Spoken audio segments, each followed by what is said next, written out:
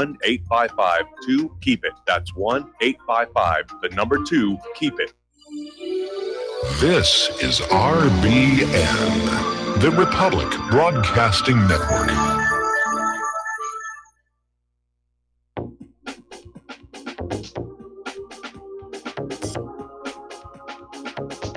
What Really Happened with your host, Mike Rivero. The history the government hopes you never learn. Here is your host, Michael Rivero. And aloha, America. Welcome to our show today. It's Wednesday, August 8th, 2018, middle of the weekday, hump day, starting that long, slow glide down to Pauhana Friday.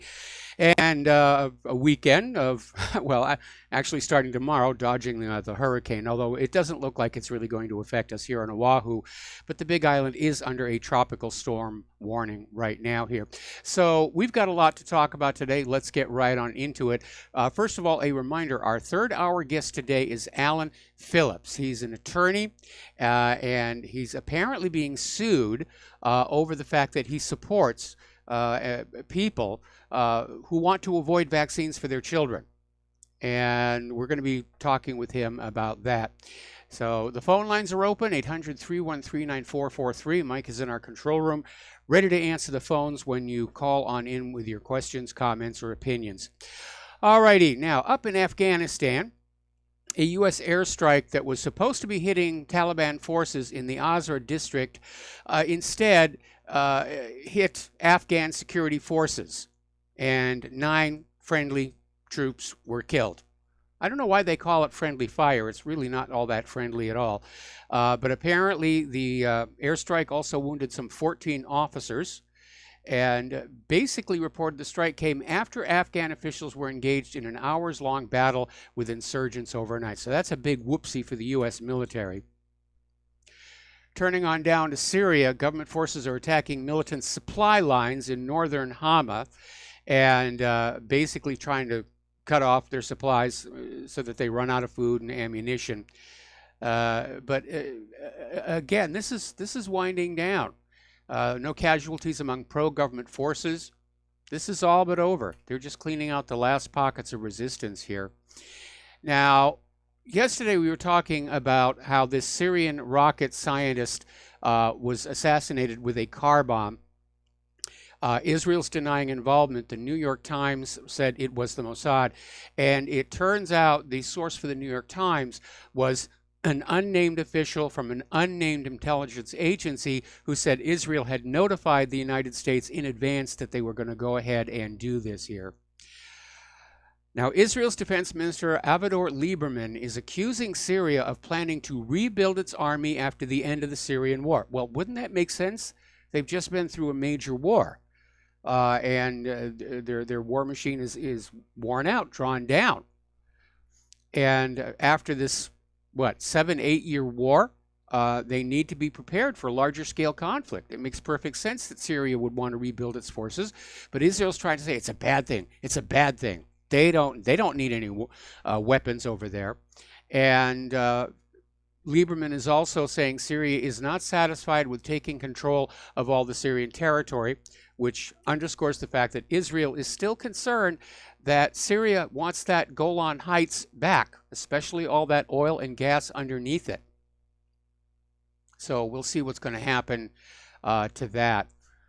Now, 10 years ago, there was this very short but costly war involving Georgia and Ossetia, that whole area. And the Russian Prime Minister is warning that if NATO admits Georgia, it could lead to a terrible conflict, because NATO is just trying to gobble up countries, getting closer and closer to the border with Russia. And the Western powers had assured Gorbachev, following the collapse of the Soviet Union, that NATO would stay within its eastern boundary, which at that time was Germany. So the Russians are getting very nervous about that. And apparently, following that, the State Department is now demanding Russia withdraw from Georgia's separatist region. And that's South Ossetia and Abkhazia. And the U.S. does not recognize the region's independence. The U.S. is in the business of not recognizing anybody's independence, like Crimea. So once again, tensions with Russia are ratcheting up, and the defense contractors rubbing their hands together in glee and saying, oh yes, we got the Cold War back. We're going to get rich here. Speaking of NATO, they had another little whoopsie of their own. Apparently, there was a NATO air policing mission over Estonia, and one of the Spanish fighter jets fired a live missile near the Russian border. Now, it didn't hit anything, fortunately, but the Spanish pilots have been asked to basically sit out the rest of the mission. Estonia was not at all happy about the rocket being fired over their territory. I wonder where it did go and what happened when it hit the ground. Now, about 2 weeks ago, I think it was, I mentioned that Henry Kissinger is out there trying to reverse the original Cold War's policy of containment of using China to basically hold Russia in check, which was a big part of the Cold War policy. And now Kissinger is saying, we just need to do this in reverse. We will get close to Russia, have an alliance with them, and use them to keep China in check. But that's really an absurd proposition for a couple of reasons. One, relations with Russia right now are pretty bad. The world is a very, very different place. Russia and China are moving together, and the U.S. is a declining power with little to offer. Right now, the hostile American market is of little importance to Russia next to the opportunities offered by the booming Asian markets. The center of economic life on the globe has shifted to the east. We're not the center of the world any longer. We're going to do a shout out now to our on-air affiliates who are just now rejoining our network here. Now, this spat between Saudi Arabia and Canada, it's spiraling out of control, and I have to say, I think Saudi Arabia is overreacting on this one. The issue is there's a Canadian rights activist who got arrested and thrown in jail. Canada demanded her back. Saudi Arabia denounced the interference in their domestic affairs. They cut off economic and diplomatic ties. Yesterday, they stopped flights between the two countries here. And this is really, getting out of hand. I mean, we could see thousands of Saudi students in Canada be relocated to other countries, which would be inconvenient for them here as we start the new school year. And another victim of this spat could be this pending agreement to sell $15 billion worth of Canadian light armored vehicles to Riyadh, which would be the biggest arms deal in Canada's history. So, again, I think Saudi Arabia has drastically overreacted on this. Now, turning on down to Israel and Palestine, essential services are basically at the edge of collapse in Gaza. Israel has once again banned the transfer of fuel into the occupied and blockaded territory. This is coming from the United Nations Office for the Coordination of Humanitarian Affairs. And 2 hospitals, maybe more, will run completely out of fuel in less than 2 days. 40 of Gaza's 132 water and sanitation facilities only have enough fuel to last 1 or 2 days. And that means over 1 million Palestinians are at imminent risk of possible sewage overflow around the 41 main pumping stations. And all of this is deliberately designed and imposed on Gaza by Israel. Now, finally, somebody is taking notice because apparently Egypt is now allowing domestic gas into Gaza. And apparently they sent 250 tons of domestic gas to Gaza. And it's been a month since Israel shut down the crossing for goods and fuel. And apparently a Palestinian official told the Anadolu news agency that some 11 trucks of domestic gas entered Gaza through Salah al-Din Gate, located near the Rafah crossing. The Egyptian authorities are refusing to comment. They're not confirming it, they're not denying it, and I'm sure they're probably going to get a nasty phone call from Israel over this one. Now, as you know, Trump has been pushing this deal of the century on the people of Palestine, which basically says We stood back and let Israel starve you to death.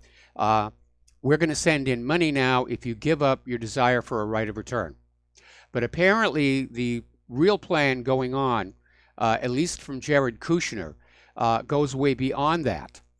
And apparently somebody leaked some of these Kushner emails, and it shows that Kushner and Israel simply want the Palestinians to disappear. And basically they're trying to pull the plug on the primary aid organization providing help to Palestinian refugees and to convince surrounding Arab nations to make the Palestinians citizens. In other words, to simply push them out. Now, the UN Relief and Works Agency for Palestine Refugees in the Near East was established by the UN in 1949 with the help of the U.S. to provide relief for the Palestinians displaced from their homes following the establishment of Israel. However, 70 years later, most Palestinian people remain refugees, and the numbers have ballooned from around 700,000 to over 5 million. Of the original refugees, the ones who were actually there during the creation of Israel, only a few tens of thousands are still alive. But that appears to be the agenda. Israel just wants them gone. Israel wants Gaza back. Israel wants all of the West Bank. Israel never wanted a two-state solution. And that nation-state law makes it very clear that the one-state solution does not include non-Jews, whether they're Palestinian or Druze. But Israel has crossed a line, and it's starting to lose a lot of its support. A lot of American Jews are starting to say, this really is not making Israel look good. It's not making the Jewish people look good. And apparently, the Minnesota lawmaker Betty McCollum took to the floor of the U.S. House of Representatives, urging her colleagues to sign an unprecedented bill that would prohibit Israel from using U.S. military aid to imprison Palestinian children. Now, it sounds rather minor, but what it underscores is the fact that this is the beginning of the end of total bipartisan support for the state of Israel. They've gone too far. And people who are supporters of Israel, it's backfiring.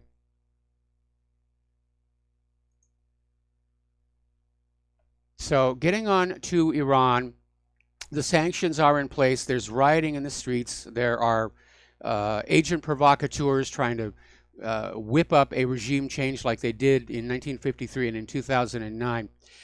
But there's this interesting article that came on out from Zero Hedge that says there will be no peace in strengthening Iran sanctions. And they're saying basically Trump is out of options.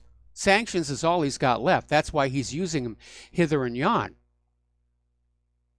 Because they've lost in Syria, and everybody knows that. The ramifications of that are immense. It's basically revealed the U.S. as a paper tiger incapable of imposing its will on a world which is recoiling from its dominance. Syria stood up and said, no more. And Putin's intervention in Syria was supported by all the same people that are in Trump's crosshairs today: China, Iran, and Hezbollah. And eventually Turkey realized the U.S. could not be trusted. Thank goodness for enlightenment. And so now they're being targeted for economic destruction as well. So basically sanctions are all they've got left. And according to this article, this actually signals the beginning of the end of U.S. influence in the region. It's starting to come apart. This whole regime change and conquer the Middle East oil countries was supposed to be over in 2008. That's 10 years ago. And the U.S. is still stuck in Afghanistan. They're still in Iraq. They've lost Syria. They're still stuck in Libya. They're working behind the scenes in Yemen. Remember, Bernie Sanders came on out and said the U.S. is militarily engaged in 76 countries around the world. Our military is spread way, way too thin. And the nation is bankrupt. The stockpiles are drawn down. The existing weapons are wearing out. The new weapons coming out from the military-industrial complex, for the most part, seem to be high-priced junk. Now, Turkey has announced they're going to continue buying natural gas from Iran despite the U.S. sanctions. So that makes Turkey, India, and China. And this signals something that I've been saying all along. All of these other countries are simply learning to get along without the United States. The United States is no longer the indispensable nation in the global scheme of things. Now, down in Venezuela, Maduro is hoping Trump won't permit assassination plots against foreign leaders. Well, Maduro needs to look at the history of the CIA and how many foreign leaders have been assassinated by the U.S. government.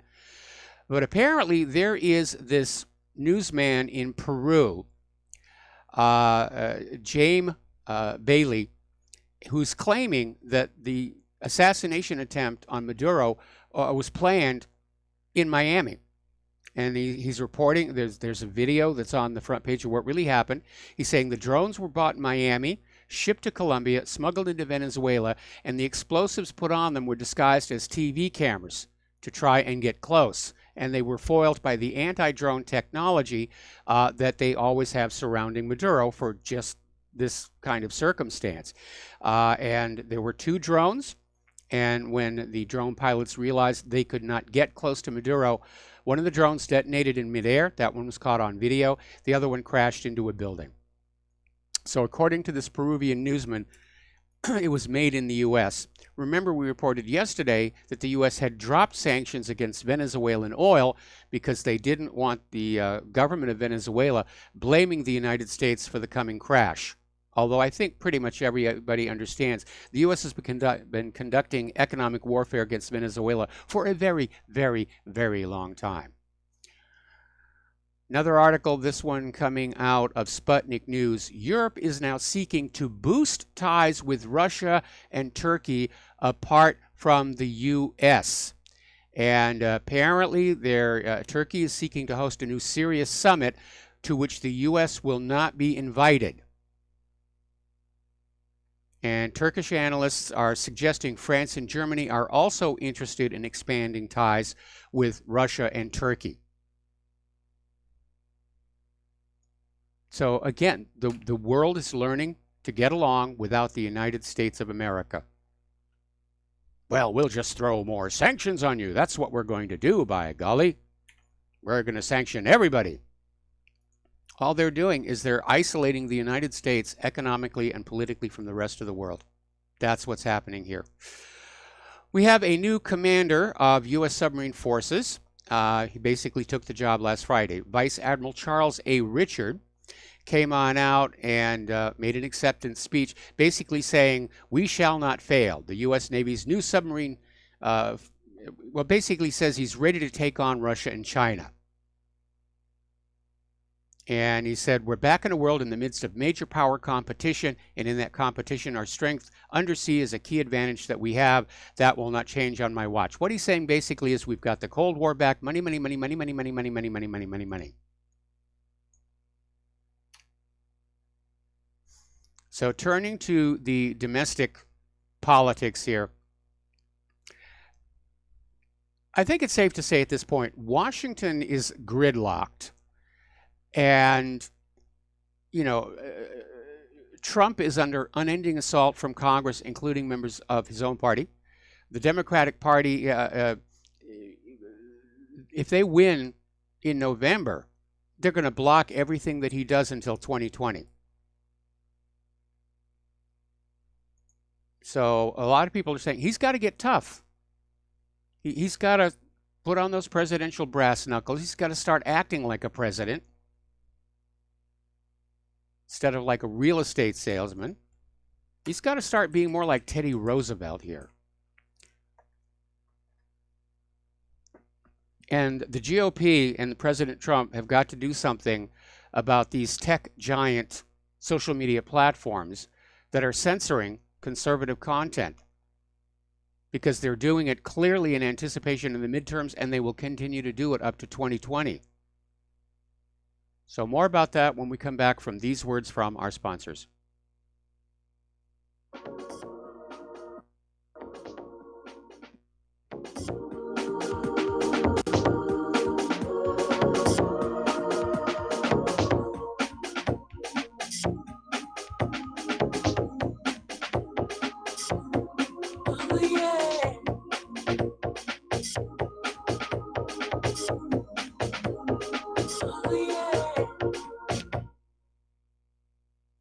Corporate media dominates the American opinion. Finding independent voices that counter this avalanche is becoming increasingly difficult. With the endless corruption running rampant throughout our government, independent voices are needed more than ever to battle the offensive against our freedoms and liberties. As a listener of RBN, no one understands this concept better than you.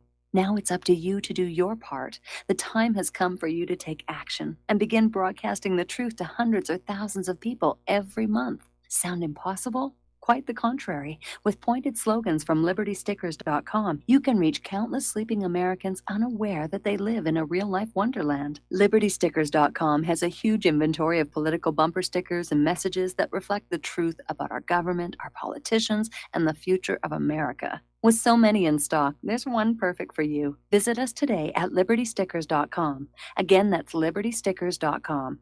Do your part. Your voice is important. Let it be heard.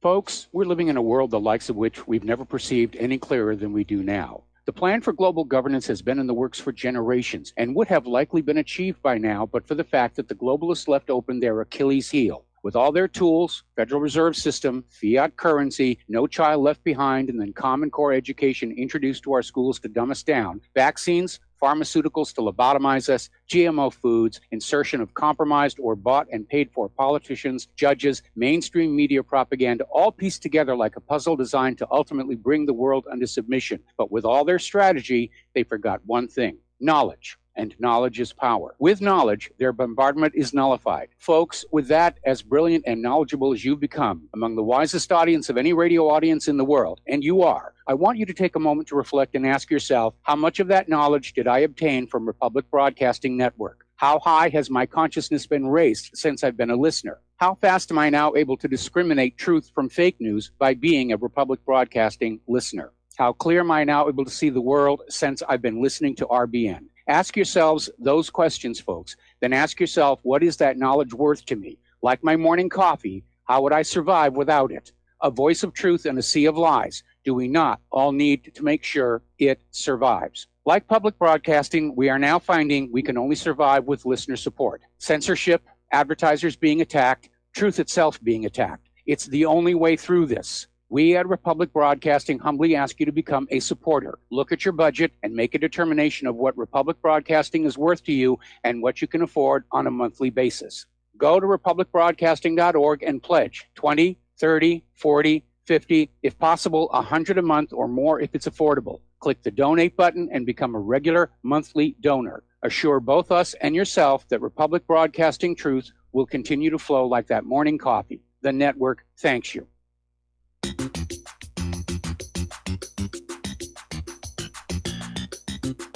Welcome to What Really Happened Radio. Visit us online at whatreallyhappened.com. And now, set your eyes on the future and let's consider what really happened. And aloha, America. Welcome back to our show here. And once again, we are standing in front of you with our hands outstretched. You can see from what's going on right now, the corporate media, the politicians, the vaccine industry, the GMO industry, they've declared war on the independent media. They don't like the fact that we are questioning the official propaganda. And they don't believe in the First Amendment. And it's a fight. It's a fist fight. And we need your help. So, the postal address where you can send a check, money order, or if you prefer anonymity, cash, is Republic Broadcasting Network, 2251 Double Creek Road, number 302, Round Rock, Texas, 78664. The phone number to make a debit or credit card donation or to pledge to be a recurring subscriber is 800-724-2719, extension 1 during business hours, extension 3 at all other times. So we're going to take a phone call now. Mark in North Carolina, aloha. Welcome to the show. What's on your mind? Hey, first of all, I just want to say we gotta, if they cut off everything, communication. If I have to communicate in smoke signals, I'll do it before I listen or watch the mainstream media anymore. Okay. But anyway, last night I was on my way home. I was real late. I was driving real late. I was listening to Coast to Coast. With George Norrie. Yes. And he had had some Israeli on there. Avi something or another. This guy was all over the place. He was Israeli, but he's also one of these dual citizenships. He's also an American. He says he's an American. Also, as far as I'm concerned, if you have got dual citizenship, you're an American. But that's just me. But anyway, he said he was giving all kinds of. Now, one thing he was doing, he was praising Putin, and he was praising, and then he started saying, kind of like praising Assad in one way, and saying Israel stays out of it and doesn't do anything. When in fact I know that Israel is not staying out of it. They've been helping the terrorists. They've been helping Yes. the what do you call it? The Shia, not the Shiite, the Sunni Wahhabis. Yes. Are really most of the terrorists, Saudi type Wahhabis. So I mean, I don't know what this guy. The problem with Nori though, he likes to say he's part of the. He's not actually part of the main. He's alternate or independent. But Nori is very, very milquetoast. He basically will have, whenever I listen to him, he's got people on. He won't challenge them or anything else, no matter what they're saying. One of the reasons I think, you know who John B. Wells is, right? Yes. Yeah, that's one of the reasons I think they kicked John B. Wells off the show, because Wells is very outspoken and a real patriot, and he's got his own show on the net now, I think, and he's got a show also on Saturday night on the radio. I can't get it on my local radio, but I can get it on the internet. So I think that's what happened, because this guy was just he must be well known, because he seemed like, otherwise I doubt that he would have had him on. He was all over the place. Was it Uri Avneri? Does that ring a bell? Avi something. No, Okay. I think Avi. That was his first name. I forgot his last name. It's a Jewish sounding name, but I just forgot what it was. But this guy was all over the place. I mean, some of the things I thought were very good, but he's forgetting that Israel actually helped the worst type of scum, the worst type of terrorist. It's not. He just kind of left that out, and Nori wasn't questioning him about it either. Which that's par for course, I guess. Like I said, why I've totally turned off the mainstream media. And by the way, I know you and Alex Jones have your differences, but we got to unite behind Jones. No question. Because this is an attack on all of us. No question. Right? Yeah. This is an attack on every kind of independent media, and I don't think it's only an attack on the right. I think it's also an attack on certain parts of the left, independent-minded people on the left who are also getting censored. Well, there's a very clear bias, toward conservative points of view in all these filtering algorithms, and I'm unaware of any left-leaning websites that have been treated like this.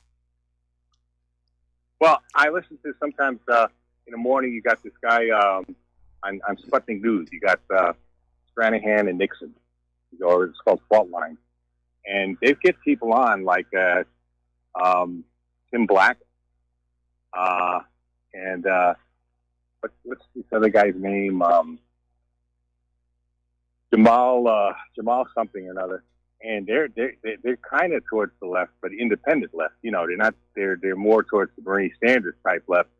And they say they're being they're not getting through. A lot of times they're getting censored, they're getting kicked off, and they'll take them back on. And Tim Black was on InfoWars not that long ago, a few weeks ago. Yeah. As a guest, even though him and Alex Jones are completely different in what they believe. And they're trying to hook on to this stuff about the Sandy hoax. And this just really gets me, because it is so obvious that what they say happened to Sandy hoax didn't happen. Okay, well, Mark, I'm going to have to put you on hold. Don't hang up. We got to take another break for commercials, and we'll be right back after these few words. Okay. You guys.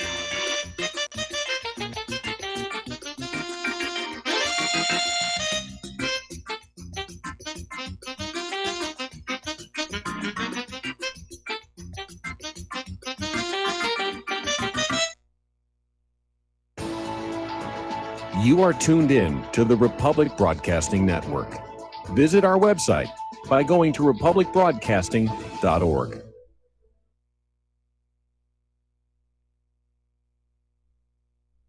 Homeowners, if your lender has gone out of business or sold your transaction to another lender or servicer, you may be the victim of a wrongful foreclosure, resulting in the loss of your home. If you've already lost your home, are in foreclosure, or even in good standing, you can challenge the mortgage transaction's illegal issue, and your property can be restored to you, and your foreclosure can be stopped or reversed, and the mortgage transaction declared unenforceable. State laws, U.S. title codes, the Uniform Commercial Codes, and U.S. Supreme Court rulings have upheld that defective mortgage documentations can reverse or stop foreclosures and enforce property title claims in favor of the homeowner. We are having successes in stopping the process of foreclosure, the enforcement of the foreclosure judgments, the sale of property, and evictions after the sale. We are not attorneys, and we don't give legal advice. We are a professional team of legal researchers, providing forensic mortgage audits and expert witnesses. We have the knowledge to produce the evidence and enforce laws regarding your legal issues. We've been in business for 12 years without a complaint. Consultations are free, and we provide a free title search to confirm if your mortgage has legal defects. Please call 855-253-3748. 855, the number 2, keep it today. Tired of being lied to by mass media? It's growing more and more apparent today that news is received less and less through standard media outlets. Even with a growing audience every day, RBN is beginning to direct more efforts into social media. Social media and the use of the internet is fast becoming the primary source of people for news, regardless of demographic. RBN has set out to provide some of the best news on the internet through republicbroadcasting.org, and also has begun to use the tools to our advantage by way of social media. Republic Broadcasting is now operating a Facebook page to function as yet another avenue to have our collective voice reach new audiences across not only America, but across the globe as well. The Facebook page features not only news, but also an RBN player to listen to our broadcasts. Get involved by visiting facebook.com/Republic Broadcasting and liking our page and share it with your friends and family, because you can handle the truth. Without the right accessories, any guy can be off the mark. Whether you've invested thousands in your arsenal or you own a single trusted firearm, a visit to AROutfitting.com is in order. It's one of the finest online selections of tactical optics and AR parts and add-ons, like EOTech, quick target acquisition with no peripheral loss. Browse the full range of Nikon scopes and binoculars. AROutfitting.com can illuminate your world with Streamlight gun-mounted lights from keychain to large handhelds up to 1,100 lumens. Find some stability with Battenfield tactical bipods. AirOutfitting.com has CMMG gun parts, barrels, assemblies, handguards, part kits, and more. Plus mag-full clips and magazines. I know I've got you excited, so take a breath. Head to AirOutfitting.com. The site's super easy to navigate and features a ton of technical info, including links to manuals. We also welcome vendor and manufacturer inquiries. Remember, if you don't see it, we can get it at AROutfitting.com. Some are maxed out all their credit cards. Some are working 2 jobs and living in cars. Minimum wage won't pay for a roof, won't pay for a drink. If you gotta have proof, just try it yourself, Mr. CEO. See how far $5.15 an hour will go. Take a part-time job at one of your stores. I bet you can't make it here anymore. And welcome back to the show here. We're talking with Mark in North Carolina, and this whole issue of the lawsuit over Sandy Hook. Those of us in the independent media, we do have to be very careful about what we say, that we don't cross a line into defamation, libel, or slander. And as long as Wolfgang Halbig and Alex Jones are just saying, you know, there's a problem with this line of evidence, this seems to be wrong, the school was closed and so forth, they're on safe ground. But if at some point one of them said these parents are lying, that's defamatory. So I don't know exactly what went down leading to this lawsuit, but again, it's an assault on anybody out there trying to tell the truth, whether it's about false flag attacks or vaccine safety or chemicals in food or GMOs. Now, I just got an email here from somebody saying the World Socialist website is being shadow banned by Google and others. So, yeah, that would be a left-wing website being attacked. But the World Socialist website is also a truth-telling website. And again, I think there's a multiplicity of players in this attempt to shut down the independent media. And, you know, everybody's got their reasons. The deep state wants to keep their corruption secret. Vaccine makers want to go on selling bad vaccines. Monsanto and the other GMO companies don't want people talking about glyphosate. And the government in general doesn't want their false flags and propaganda exposed. And corporate media just wants to get rid of the competition. Because independent media has taken a huge chunk of their audience away and their ad revenues, and they're not happy about that. Mark, are you there? Hey, Mike? Yeah, there you are. Yeah. Yeah. Well, first of all, as for Wolfgang, I just talked to him recently. I talk to him every few weeks, and he puts his number out there, and he actually was sued already by Leonard Posner. Yes. Whose son was supposedly killed at Sandy Hook, and then he was again killed a couple of years later in Pakistan. But Posner had to drop his lawsuit when they went for discovery, and I forget exactly what was asked for. I think it was documentation that he actually lived near Sandy Hook. And at that point, he dropped the lawsuit. Well, of course, because he's a phony. Yep. I mean, why? But you can't get this out of not only the mainstream media. A lot of the alternate media is even afraid. A lot of the independent media. I was listening to Jason Goodman yesterday on YouTube. He talks like I think every week to Larry Nichols. I know who Larry Nichols is. Yes. Nichols was even criticizing Jones for going into that with Sandy Hoax. I mean, but yet Wolfgang has just about proven the whole thing was a hoax. Yes. I don't know what the big deal is. I don't know why people don't. I understand mainstream media isn't going to do anything, but why even Jones almost runs from this now is beyond me. That if we could finally prove that this is a hoax. The whole house of cards of the deep state or the shadow government or whatever you want to call them goes from JFK right on to today. The whole thing goes. It would be blown out of the water. And well, like you said a couple of times. First of all, two things you need to remember. Okay, the corporate media will never admit they took part in deceptions against the American people, even though that appears to be a big part of their business. And the government will never admit to this. So, as far as I'm concerned, Halbig proved his case. And I'm convinced. Same thing with Boston bombing. That was a setup. Just the backpacks alone are reasonable doubt that the Tsarnaev brothers were guilty of that. And we How about know... the guy that got in Orlando? I'm sorry? The FBI shot him in the back of the head. How about the guy, the Chechnyan that was killed and shot in the back of the head there by the FBI? And by the way, the FBI agent who shot him, there were like 5 agents or something, and they said, well, they feared for their life because he was an MMA fighter or something. Nonsense. 5 men should be able to, subdue one guy. I don't care how good of a fighter especially with a bad but leg. Anyway, the guy was injured, and he was shot just right through the crown of the head, like an execution. But I mean, right now, I'm especially with this move to try and go after the independent media any way they can.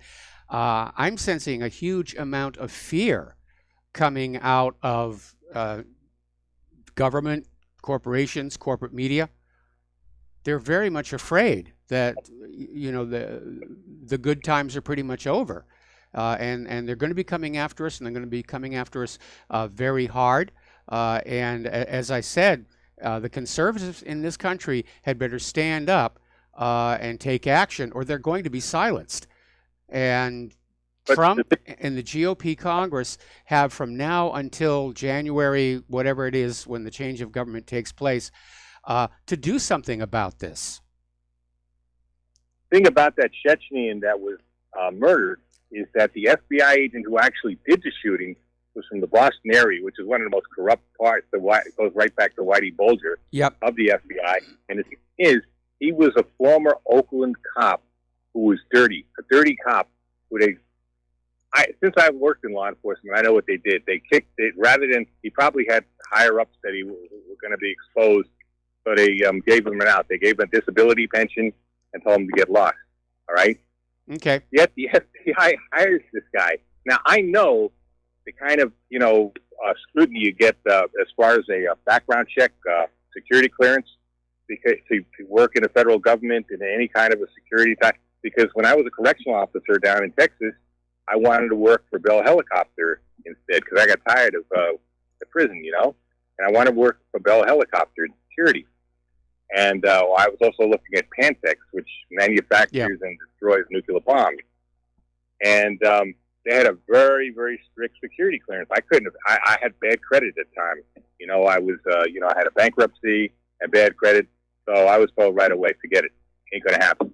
All right, at the interview.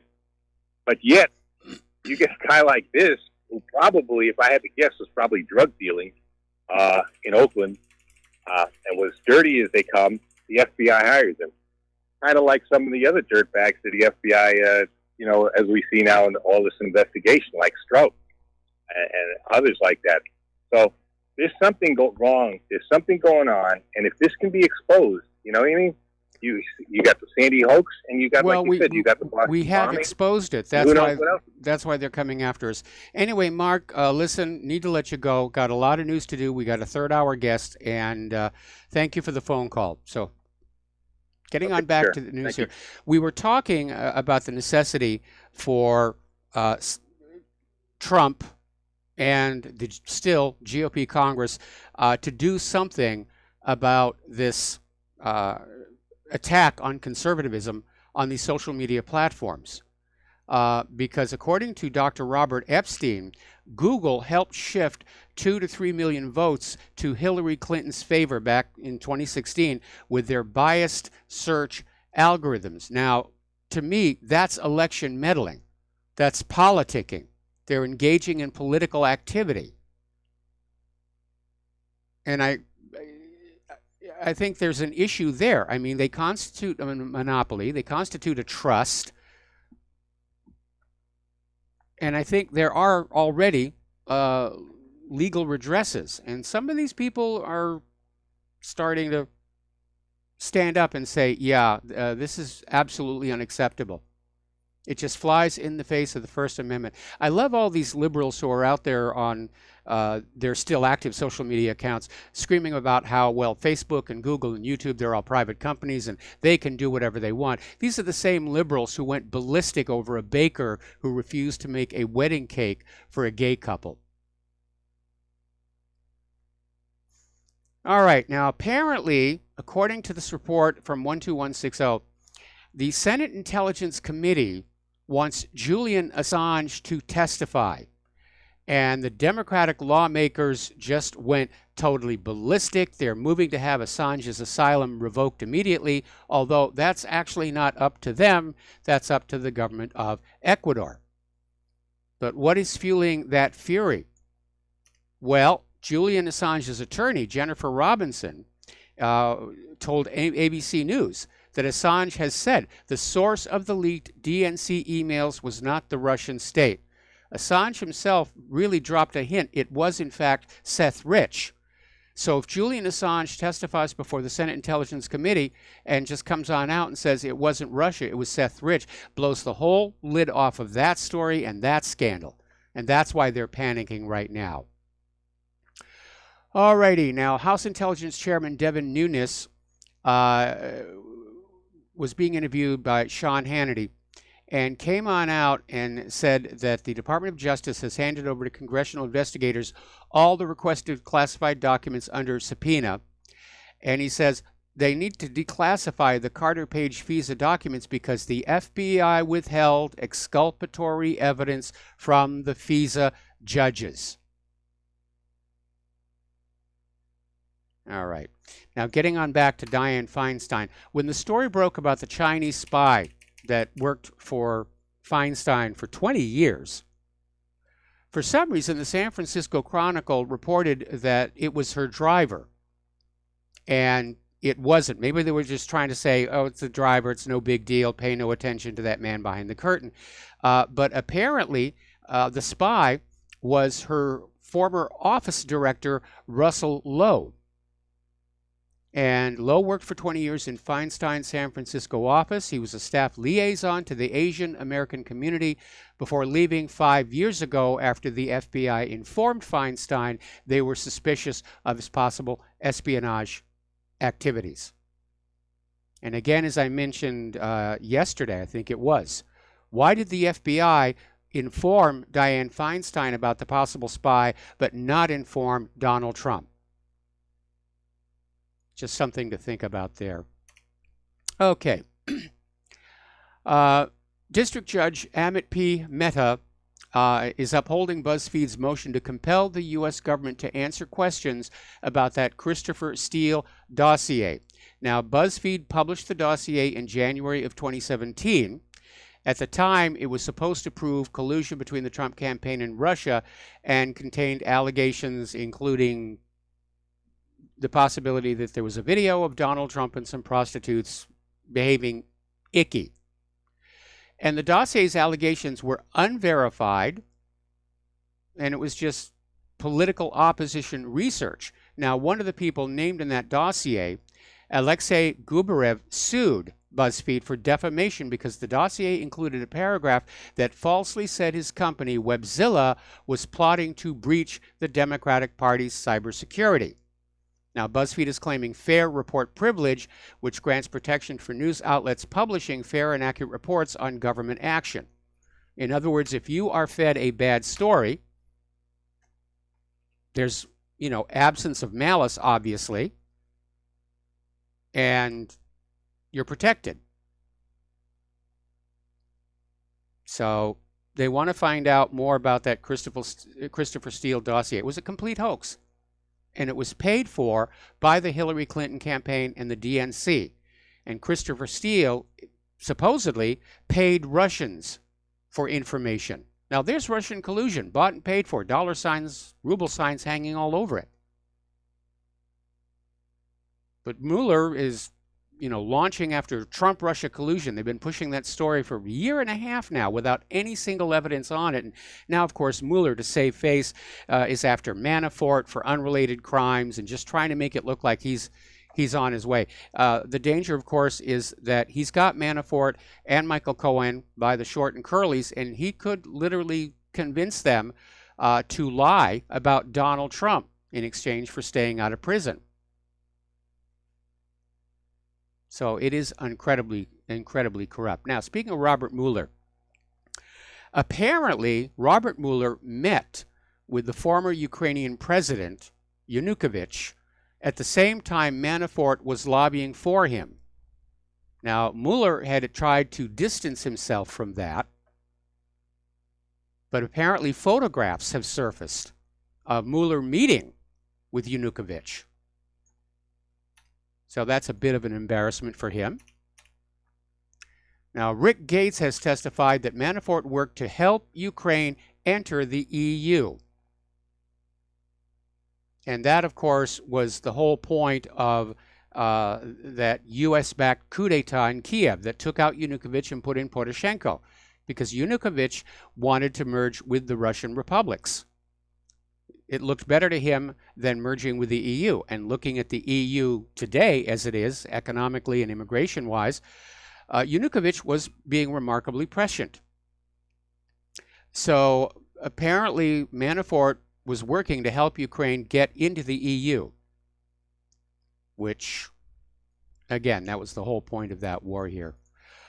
All righty. The corruptions are just racking up here. Story coming out of the Daily Mail. Donald Trump's Commerce Secretary Wilbur Ross is accused of improperly siphoning $120 million from his business partners. Apparently, this guy is so cheap, he even takes the sweet and low packets from restaurants home with him to save cash. And apparently, he's been accused by one former colleague of being a pathological liar. Boy, Trump sure knows how to pick them, doesn't he? Meanwhile, up in New York, Congressman Chris Collins is charged with insider trading. Now, the corporate media has been giving that a lot of coverage. And Chris Collins was one of Trump's earliest and most vocal supporters. He's been charged with insider trading, accused of basically tipping off his son and others to sell stock in an Australian pharmaceutical company before the results of one of its failed drug tests became public. And yes, that is insider trading. Now, apparently, Supreme Court nominee Brett Kavanaugh has now met privately with almost every Republican senator, and it looks like he's got a lot of support.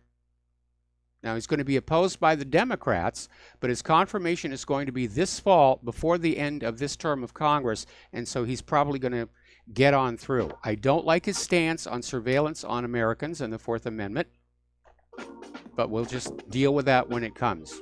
Got to take a break for commercials, and we'll be right back.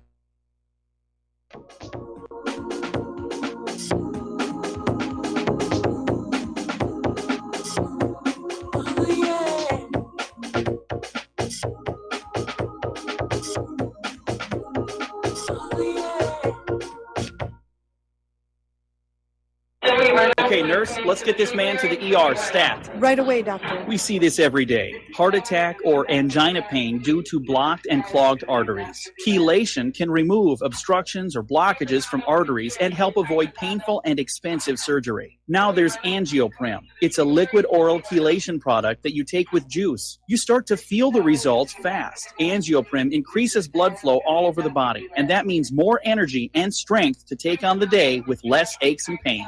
60 years of research has gone into chelation, and Angioprim is the result. A safe and easy way to unblock your veins and arteries from buildup that slow circulation. Paging Dr. Jones. Please report to the emergency room right away. Log on now for a special radio offer from Angioprim. That's angioprim.com/radio.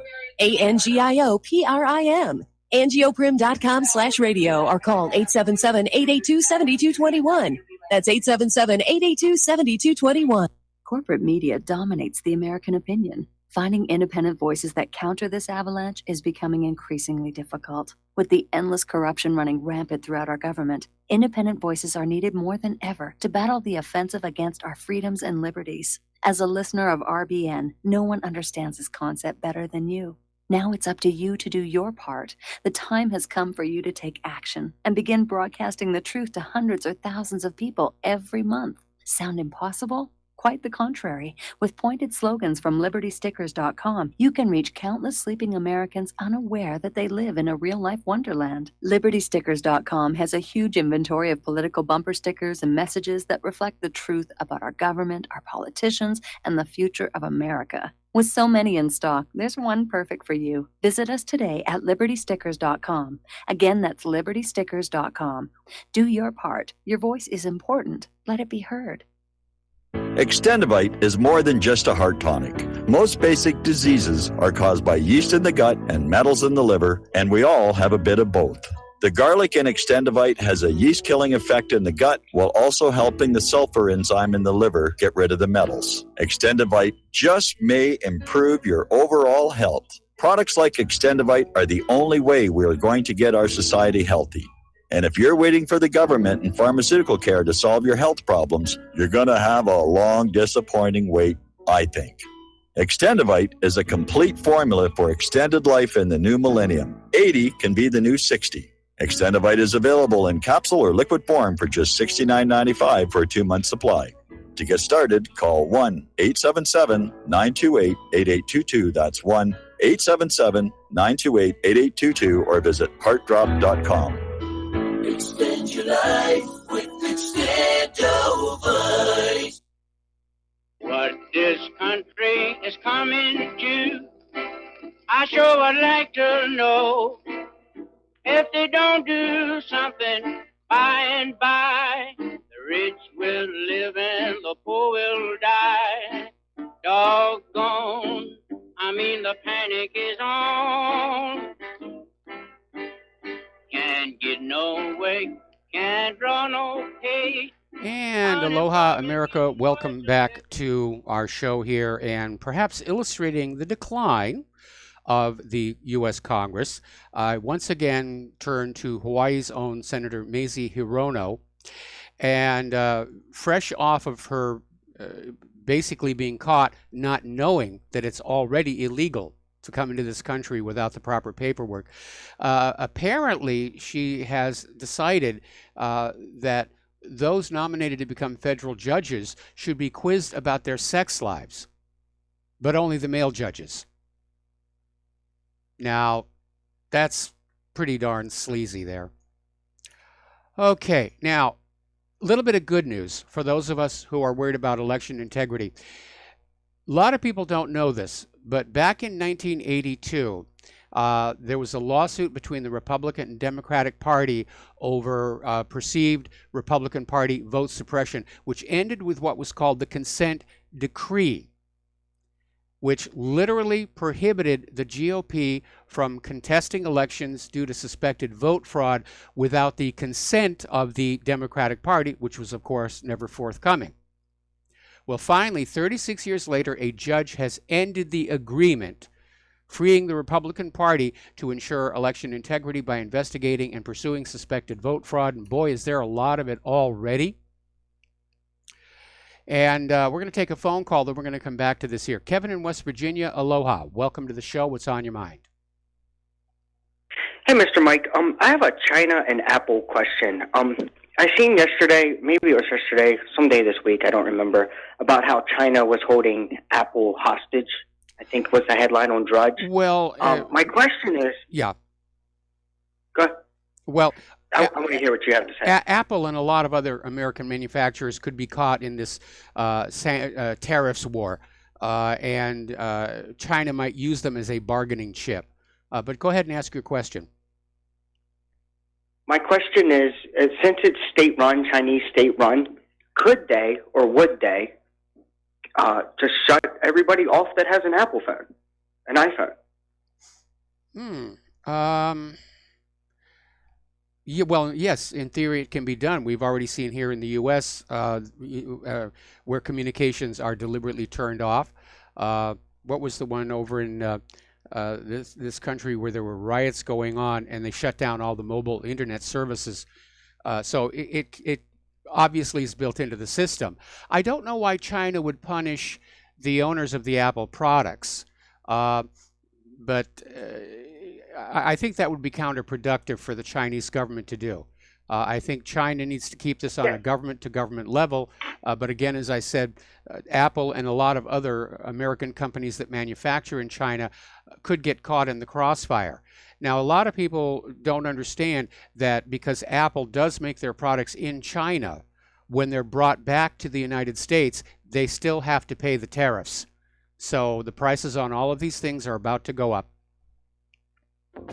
Did not know that. Thank you for clarifying that. I was just looking at it at an angle. If China was going to invade, that would be a way to stop communications, would be shut all the phones down. Well, that's civilian communication, not military communication. Anyway, I got to let you go. We got to take a break for station identification, and we'll be right back.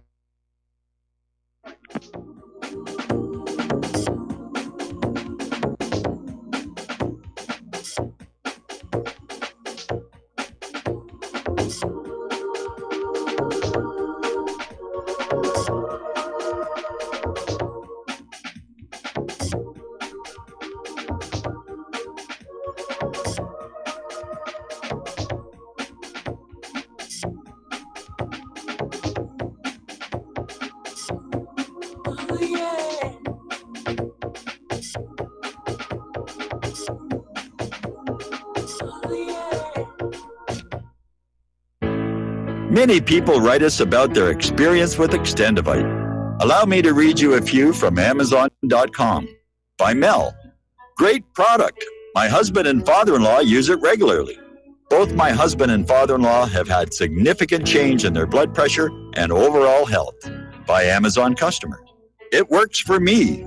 Returned to buy the tincture and the capsules as they were on sale during February. Unlike some other products, this one worked for blood pressure and occasional irregular heartbeat. Extendivite produced noticeable results after just 2 bottles, a 4-month supply. I take Extendivite 3 times a day, every day. I think the supplement has helped with my increased fitness regime and to lower my blood pressure. Tell us your story. Get Extendivite today. Call 1-877 928-8822 or visit heartdrop.com. Extend your life with Extendovite. You're listening to the Republic Broadcasting Network, because you can handle the truth.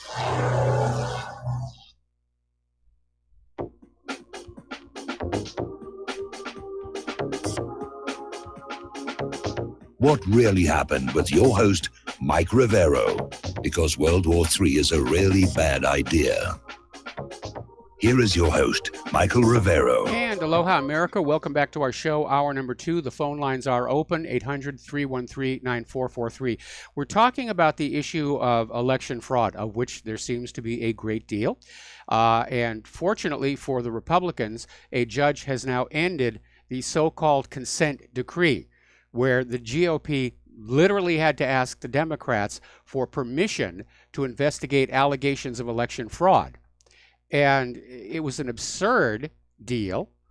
It was basically a license for the Democrats to steal votes, unchallenged here. And now there's a lot to investigate. Down in Georgia's primary, a federal lawsuit has been filed over irregularities there. For example, Habersham County's Mud Creek precinct had 276 registered voters, but some 670 ballots were cast, according to the Georgia Secretary of State's office. But yesterday, magically, the number of registered voters on the Secretary of State's website was changed for Mud Creek to 3,704 registered voters.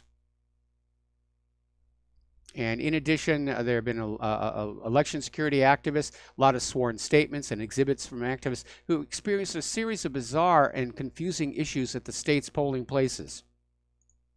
Some Oakland County precincts ran out of ballots. Now, you know how many registered voters there are in the precinct. Why is it so hard to not have enough ballots? Over in Detroit, voters say they were not notified of polling place changes.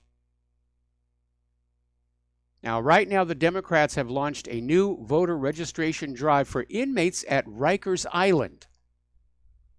And they basically are going into the prison with voter registration paperwork and absentee ballots for those who've been incarcerated but have not been convicted of a felony. If you're convicted of a felony, you lose your right to vote. And basically, it's estimated that 75% of the inmate population on Rikers would be eligible to vote thanks to this program. That's roughly 6,000 votes right there. So here we have the Democrats, the party of crooks and illegal immigrants. And boy, they must be getting desperate here. All right, let's take another phone call. James in Charlotte, aloha. Welcome to the show. What's on your mind? Yeah, Mike, how are you doing? Just a few minutes ago, you were talking about the situation that we all know has been the case of Mueller doing everything he can to squeeze and break Paul Manafort into giving up information, incriminating information, if in fact he has any, on Donald Trump, or in fact to go even further and to create incriminating information. What I was thinking, I obviously don't have any idea of whether this is the case, but I would think it would be a strong possibility that Manafort might in fact have an ace in the hole, and that Trump may have, through Manafort's lawyer, relayed to him that if he is convicted, that Trump will pardon him, which would basically take the pressure off of him having to give up information or to create information. That would be a really, really good idea for Trump to do. And he's also going to have to do it for Michael Cohen, because Mueller has Michael Cohen now by the short and curlies. Yeah, that's also true. I mean, obviously, we can't know if that is a fact, but obviously, if I were in Trump's shoes, I would certainly, use that strategy to make sure that they knew. There's all kinds of grounds for a pardon. I mean, I had heard a couple of lawyers talking about how incredibly over the top this prosecution by Manafort is. He's facing 304 years in prison. Yes. And I think the average sentence for a case like his, even cases that are significantly worse than his, is just a few years in prison and maybe a fine. And so, I mean, the prosecution is just so obscenely over the top and obviously directed at ulterior motives. Yeah, very clearly. And you're absolutely right. The real danger here is that Mueller's going to be able to convince Manafort and Cohen to just fabricate something against Donald Trump, because if there was any actual evidence of Russian collusion out there, they would have found it long before now. It's just not there. And apparently Trump's lawyers... Fox is reporting that Trump's lawyers have responded to Mueller's request for a face-to-face session with the president. Oddly enough, they're not saying what that response is, from which I would take a guess that they're saying no, unless there are strict controls on what is going to be asked.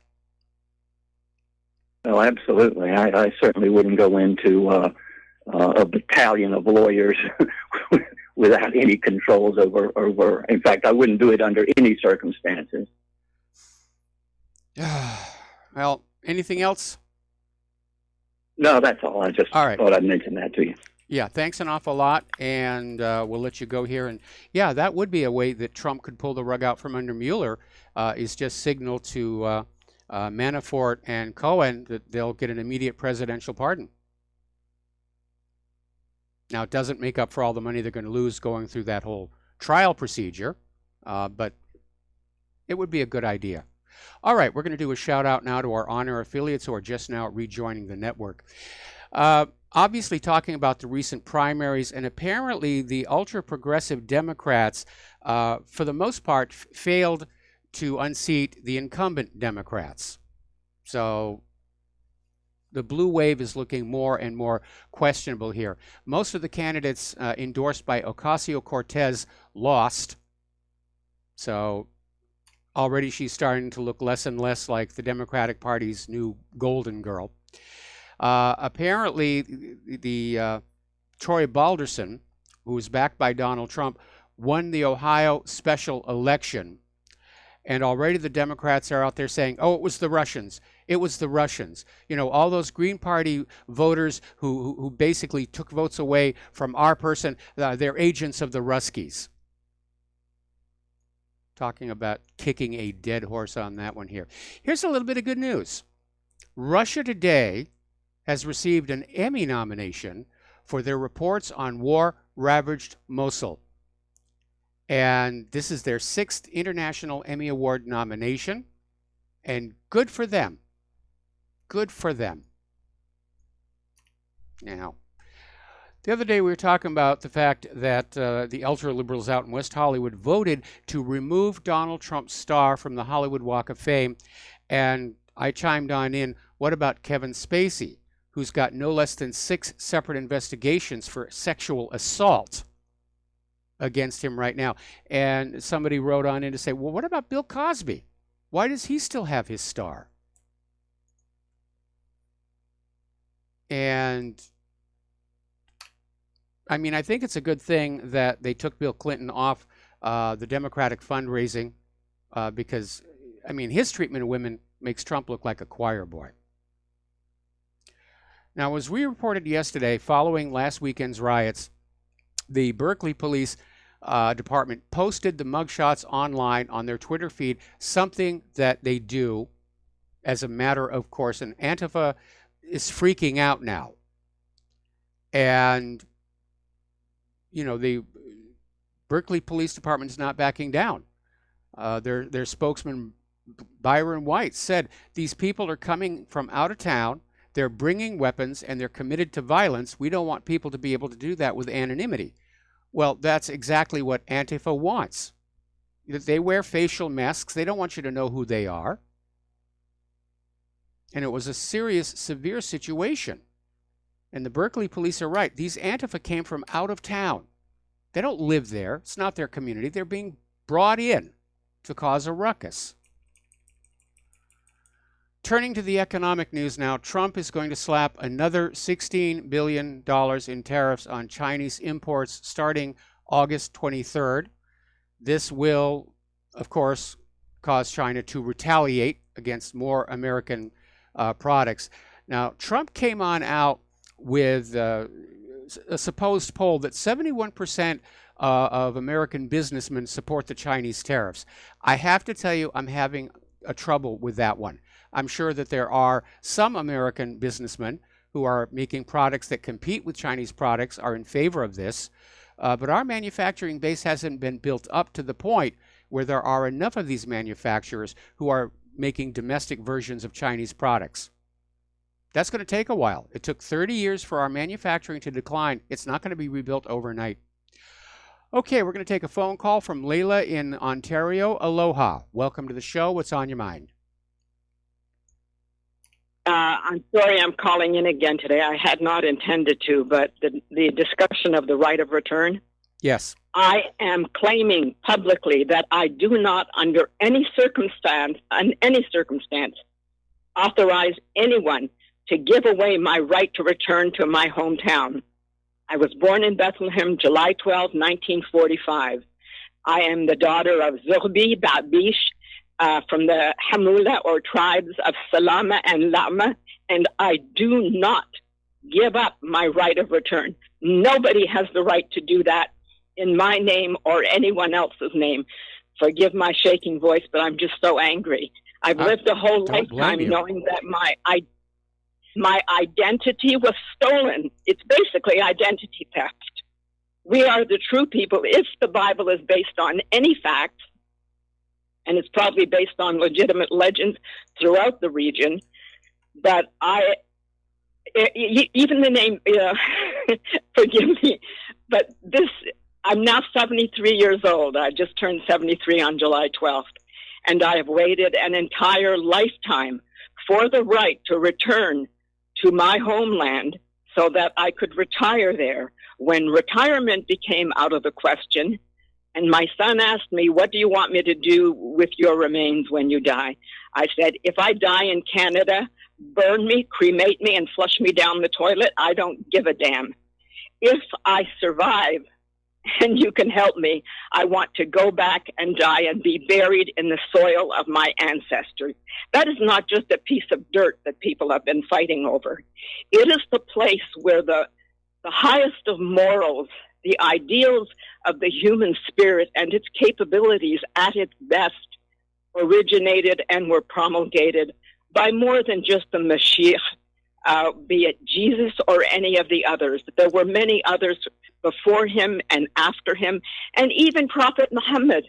I wonder if he was not trying to perfect Judaism, because if you look at Islam, it has many of the similarities of Judaism, except the one thing that he says is Allahu Akbar.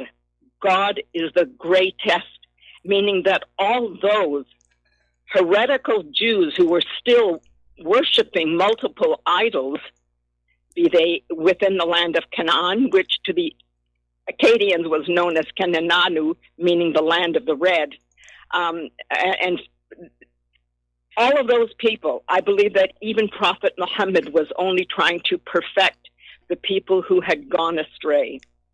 So, again, if anyone around the world can hear this message and you have any sympathies or beliefs in the right of a person, an inalienable right, please speak to your legislators if they are human and tell them that the few surviving Palestinians do not willingly give up their right of return, and Mahmoud Abbas does not have the right to do it, and no one else has the right to do it on his behalf.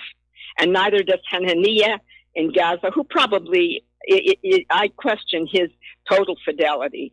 But again, all of them, and Mursi, no, it's not Mursi anymore, it's Al-Sisi in Egypt. Yes. All of you. Assad al-Bashar, Bashar al-Assad, Thank you for standing up for the Christians for all the years that you protected the Christians, because the Arameans that survived were mainly in Maaloula in Syria, but they've now been scattered. So for all of those who have defended Christians or anybody who was born in Palestine, please continue to defend the right of return for the few of us who remain. And as for this King David, David was not a Jew. Who was Ruth? She was a Moabite. And the mother of Solomon was the wife of a Hittite. A Jew would not have married a Hittite, even though David contrived for her murder. So Judaism itself never really had a claim to that land. It was a land that belonged to all the people of the world. And as for the Saudis, if I may for a moment, please stray just a little further. Anyone who owns a piece of land only owns land to a certain depth. All the oil that is located in the Middle East does not necessarily belong to the people who today live on the land under which that oil, the center of the earth is very dynamic. I mean, those oil reserves perhaps have moved back and forth, and natural gas reserves. It doesn't belong to the Saudis, who are profoundly evil, and they used to. There was a time when they would not allow anyone who was not a Saudi to even sit down at a table in a restaurant. It was the Saudis first, and all foreigners could sit after the Saudis were gone. That is how specially they once treated their people. As for the light armored vehicles that are being sold by Canada to Saudi Arabia, GDLS, General Dynamic Land Systems, its headquarters is in Michigan. How has Michigan profited from it? That $15 billion will never come back to the city of London and its taxpayers. The only ones who will benefit are the people who work at GDLS, and those light armored vehicles are needed to help the bombers find their targets.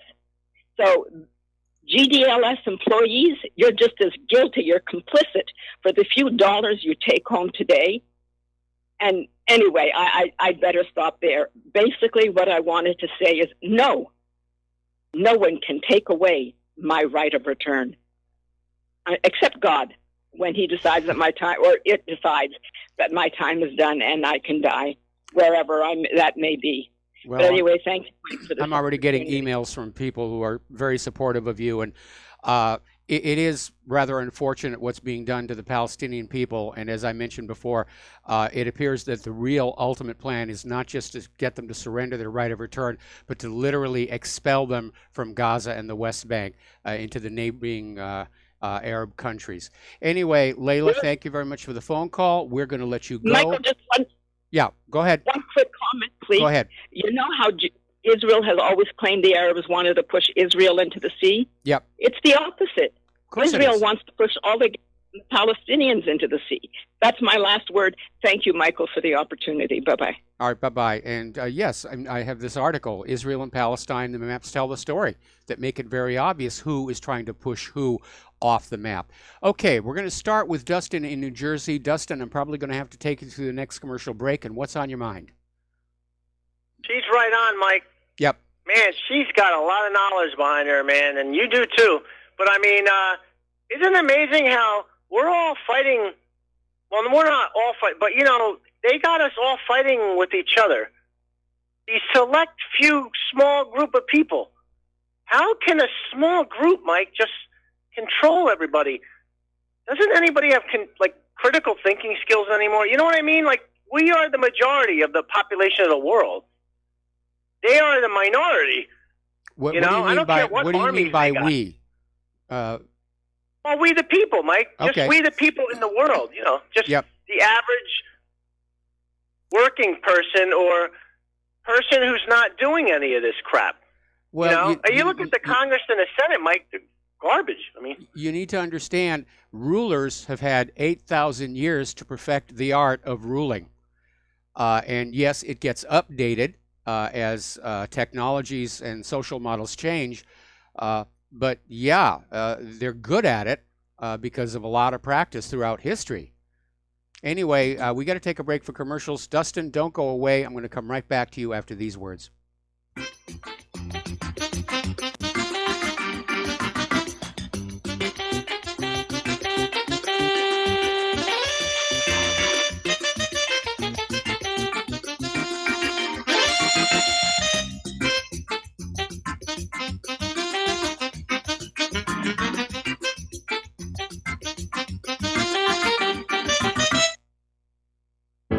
Extendivite, a 7-herb combination of garlic, cayenne, hawthorn, bilberry, ginkgo biloba, valerian, and milk thistle. Extendivite is designed to strengthen the heart and arteries and help the body heal itself.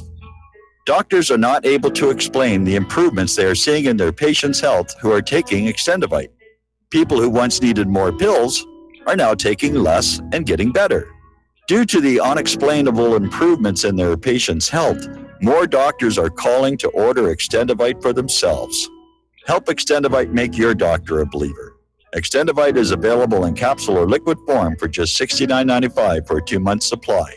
To get started, call 1-877-928-8822. That's 1-877-928-8822 or visit heartdrop.com. Extend your life with Extendovite. Folks, we're living in a world the likes of which we've never perceived any clearer than we do now. The plan for global governance has been in the works for generations and would have likely been achieved by now, but for the fact that the globalists left open their Achilles heel. With all their tools, Federal Reserve System, fiat currency, no child left behind, and then Common Core education introduced to our schools to dumb us down, vaccines, pharmaceuticals to lobotomize us, GMO foods, insertion of compromised or bought and paid for politicians, judges, mainstream media propaganda, all pieced together like a puzzle designed to ultimately bring the world under submission. But with all their strategy, they forgot one thing: knowledge. And knowledge is power. With knowledge, their bombardment is nullified. Folks, with that, as brilliant and knowledgeable as you've become, among the wisest audience of any radio audience in the world, and you are, I want you to take a moment to reflect and ask yourself, how much of that knowledge did I obtain from Republic Broadcasting Network? How high has my consciousness been raised since I've been a listener? How fast am I now able to discriminate truth from fake news by being a Republic Broadcasting listener? How clear am I now able to see the world since I've been listening to RBN? Ask yourselves those questions, folks. Then ask yourself, what is that knowledge worth to me? Like my morning coffee, how would I survive without it? A voice of truth in a sea of lies. Do we not all need to make sure it survives? Like public broadcasting, we are now finding we can only survive with listener support. Censorship, advertisers being attacked, truth itself being attacked. It's the only way through this. We at Republic Broadcasting humbly ask you to become a supporter. Look at your budget and make a determination of what Republic Broadcasting is worth to you and what you can afford on a monthly basis. Go to republicbroadcasting.org and pledge 20, 30, 40, 50, if possible, 100 a month or more if it's affordable. Click the donate button and become a regular monthly donor. Assure both us and yourself that Republic Broadcasting truth will continue to flow like that morning coffee. The network thanks you. If you got the money, honey, we got the bombs. We'll plant 'em anywhere you like and blow up anyone. Whip this world into a frenzy, killing babies, dads, and moms. If you got the money, honey, we got the bombs. If you got the money, well, we won't say we did. The towers in New York. And aloha, America. Welcome back to our show. We're talking with Dustin from New Jersey. And Dustin, I think we all need to understand that the people who are in positions of power have a very different mentality than the rest of us. And they don't think like us. They don't feel like us. They're totally focused on themselves and their own continued wealth and power. And they're oblivious to the harm they cause around them. Just look at Syria, what they caused, Mike. Yes. My God, you know how long it's going to take to rebuild? That was considered the Riviera of the Middle East, wasn't it? Yes, it At was. one point, I mean, it was a beautiful place. I mean, You go to any of these countries where the U.S. has gone in, like, for example, Iraq, and you go back and you find photos from before the U.S. intervention or war or whatever you want to call it, and they're beautiful places. And you look at it today, and it's just all rubble and holes in the buildings. In fact, there's a photographer in Syria who basically found a whole bunch of pre-war pictures, and he went back to the same exact locations and took another picture. And he set up this little page where you could sort of swipe back and forth and see the difference. It's a huge amount of destruction, but the people who are responsible for that destruction, it's just the cost of doing business. You know, so many people dead, it's not really a problem. As long as we get the oil pipeline right away, or we get the oil sold for the U.S. dollars, or we again prove how macho and butch we are to the rest of the world. Yeah, so much for we care about the children, we care about the people, we care about democracy, all lies and crap. Hey, Mike, you know, Iraq was the most literate.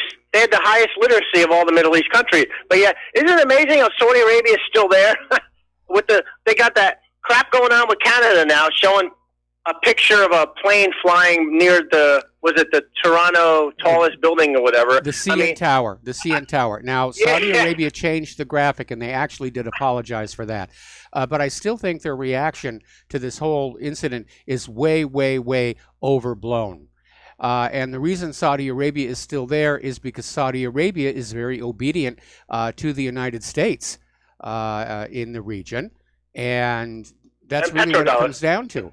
If you do what the U.S. says, you're left alone. If you don't do what the U.S. says, bad things happen to you. And petrodollar. Yeah, and the petrodollar. Petro one coming up fast, Mike. Yeah, it is. It is. And they ain't going to stop that. And isn't it funny, like you were talking about Henry Kissinger before, it's too late. I mean, where are these people? Like, these people are a year, behind. The Russia's not going to team up with the U.S. That dream is long gone. Yeah. You know, I mean, come on now. Look at what we demonize them. Even the 2020 elections, did you know the Russians are, involved in trying to disrupt the 2020 elections, they said. I mean, it's only 2018, so you know it's all BS with this crap because it's going to keep going on and on. Yeah, it is. It is. And, as the U.S. declines and the government and corporate media lose influence, their lies are getting more and more outrageous. Again, we're caught in this cycle where now all they've got left is to try and shut down the independent media and sanction everybody in the world to do what the U.S. wants them to do. But again, that whole sanctions policy is based on this outdated idea that the U.S. is indispensable to the rest of the world, and that's simply not true. We don't manufacture all that much of anything anybody else wants. Nobody wants our GMO agriculture. And the world is reorganizing to basically operate without the United States. And Mike, did you hear about the British? They had the Americans weld the torpedo tubes on their nuclear subs, and the welding was all wrong. They messed up the whole welding, so they got to delay the subs launch for like a while yet until they fix all the problems. Geez, can't we even weld like some torpedo tubes? I mean, my God. Well, obviously, welding on a submarine has to be done absolutely right, or the sub could spring a leak and sink. That's what happened to the Thresher. They tried to save money by brazing the joints on some of these cold water pipes, and the brazing failed, and they lost the submarine. And Mike, did you see that new Russian? Was it the Queen Elizabeth? I forgot what's the new aircraft carrier with the two control towers. I'm not up to date on that one. I'll have to take a look. Yeah, it was using Windows. I think they were using Windows XP still on their computer system. But that's the first. If they mess around with Russia, and that's the first target to get hit. My God, are these people like still living in like? Aircraft carriers are a thing of the past. My God, smaller boats with anti-ship and high-speed hypersonic weapons is the future. You can build a smaller ship that'll take out an aircraft carrier that's like a quarter of its size. It's just a floating coffin, Mike. At this point, Yes. I mean, That's all I got to say, Mike. Have All a good right. show. Well, we're going to let you go here. We're going to take a break for commercials, and we will be right back.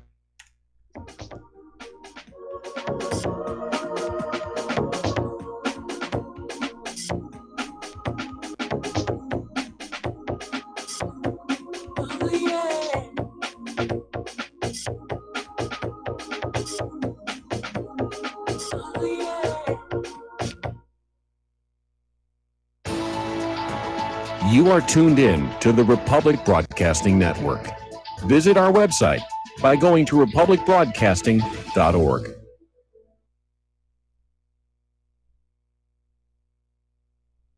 Homeowners, are you in foreclosure, expecting to be served with a foreclosure lawsuit, or suspect your lender has coerced you into an illegal mortgage transaction?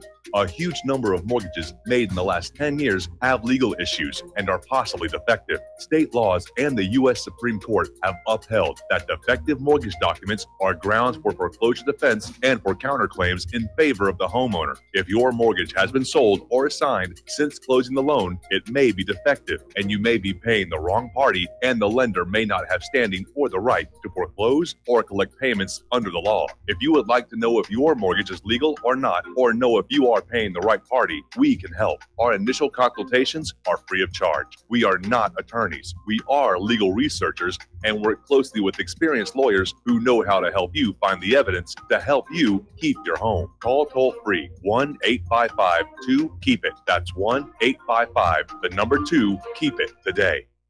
Do you worry a lot? If you're forgetful, nervous, moody, or overwhelmed, chances are you're not protecting yourself from the ravaging effects of stress and anxiety. No matter the cause, ongoing stress and elevated levels of the stress hormone cortisol can rob your memory, your health, your quality of life, and your future. Now you can combat the effects of stress and anxiety while improving your memory and recall at the same time with the dietary supplement Calm and Clever. Studies show that the ingredients in Calm and Clever reduce cortisol by as much as 30% in as little as 1 to 2 weeks and increase your ability to recall facts, names, and numbers in 4 to 12 weeks. Calm and Clever was created by scientist Kurt Hendricks, a principal investigator in 2 NIH-funded studies on Alzheimer's disease. Try Calm and Clever for 2 months. You'll feel the difference. Call 1-800-758-8746 or go to calmandclever.com. Without the right accessories, any guy can be off the mark. Whether you've invested thousands in your arsenal or you own a single trusted firearm, a visit to AROutfitting.com is in order. It's one of the finest online selections of tactical optics and AR parts and add-ons, like EOTech, quick target acquisition with no peripheral loss. Browse the full range of Nikon scopes and binoculars. AROutfitting.com can illuminate your world with Streamlight gun-mounted lights from keychain to large handhelds up to 1,100 lumens. Find some stability with Battenfield tactical bipods. AirOutfitting.com has CMMG gun parts, barrels, assemblies, handguards, part kits, and more. Plus mag-full clips and magazines. I know I've got you excited, so take a breath. Head to AirOutfitting.com. The site's super easy to navigate and features a ton of technical info, including links to manuals. We also welcome vendor and manufacturer inquiries. Remember, if you don't see it, we can get it at AirOutfitting.com.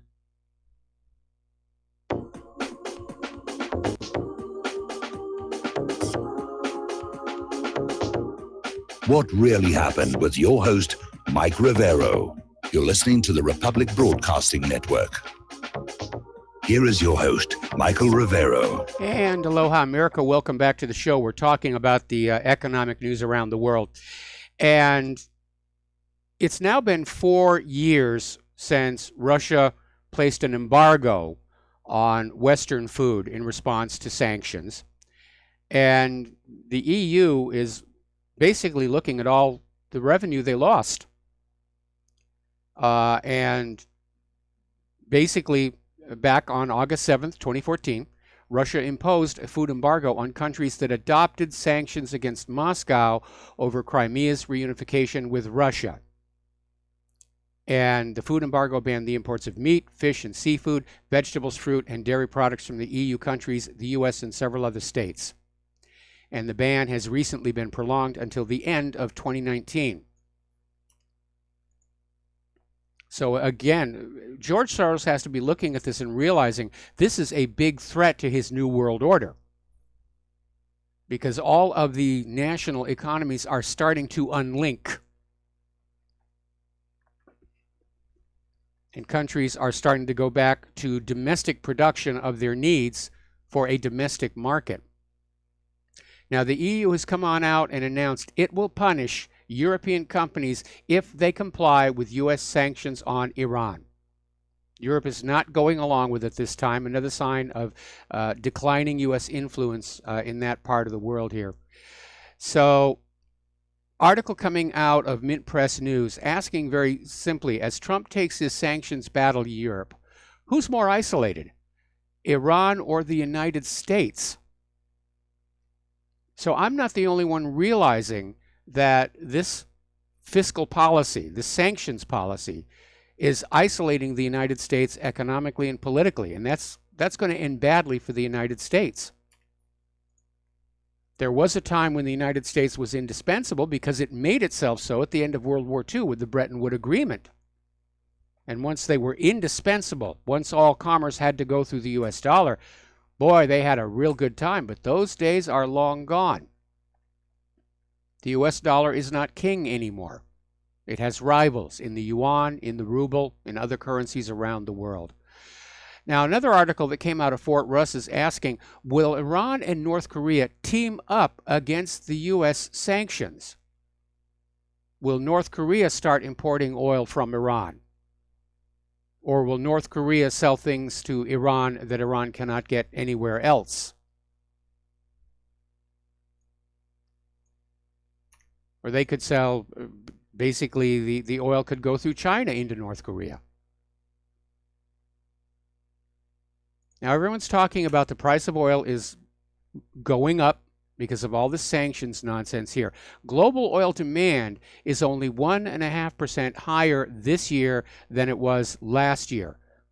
But crude oil price is up 100%, meaning it has doubled. Over in Great Britain, Homebase plans to close 60 stores, threatening more than 1,000 jobs. Now, Homebase is sort of the British equivalent of Home Depot here in the United States. It's for do-it-yourselfers. But again, as the economy continues to fail and more money is taken out of the pockets of ordinary people to feed the war machine, to feed Israel, to take care of the refugees, people don't have the money for home improvement. And so the home improvement stores are going out of business. And their supply chains, their manufacturers, it's going to work its way up. Article came out from the Boston Globe. Are there too many restaurants in Boston and not enough diners? Which is kind of a roundabout way of saying that Boston is going through a crisis in their restaurant industry. And apparently one of their higher-end restaurants, Les Sablons in Harvard Square, shut last week after just over a year in business. So, and again, people aren't eating out as much as they used to. Now, Warner Music is doing quite well.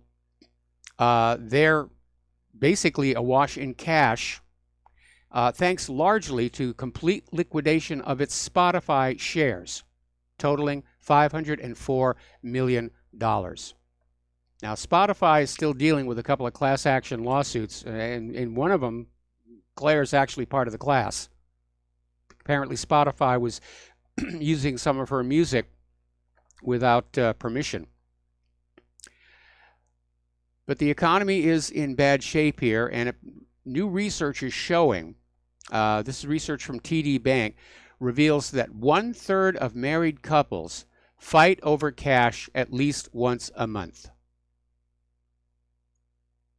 And that's always a source of domestic discord, money, or sex. Now, turning to the immigration refugee situation.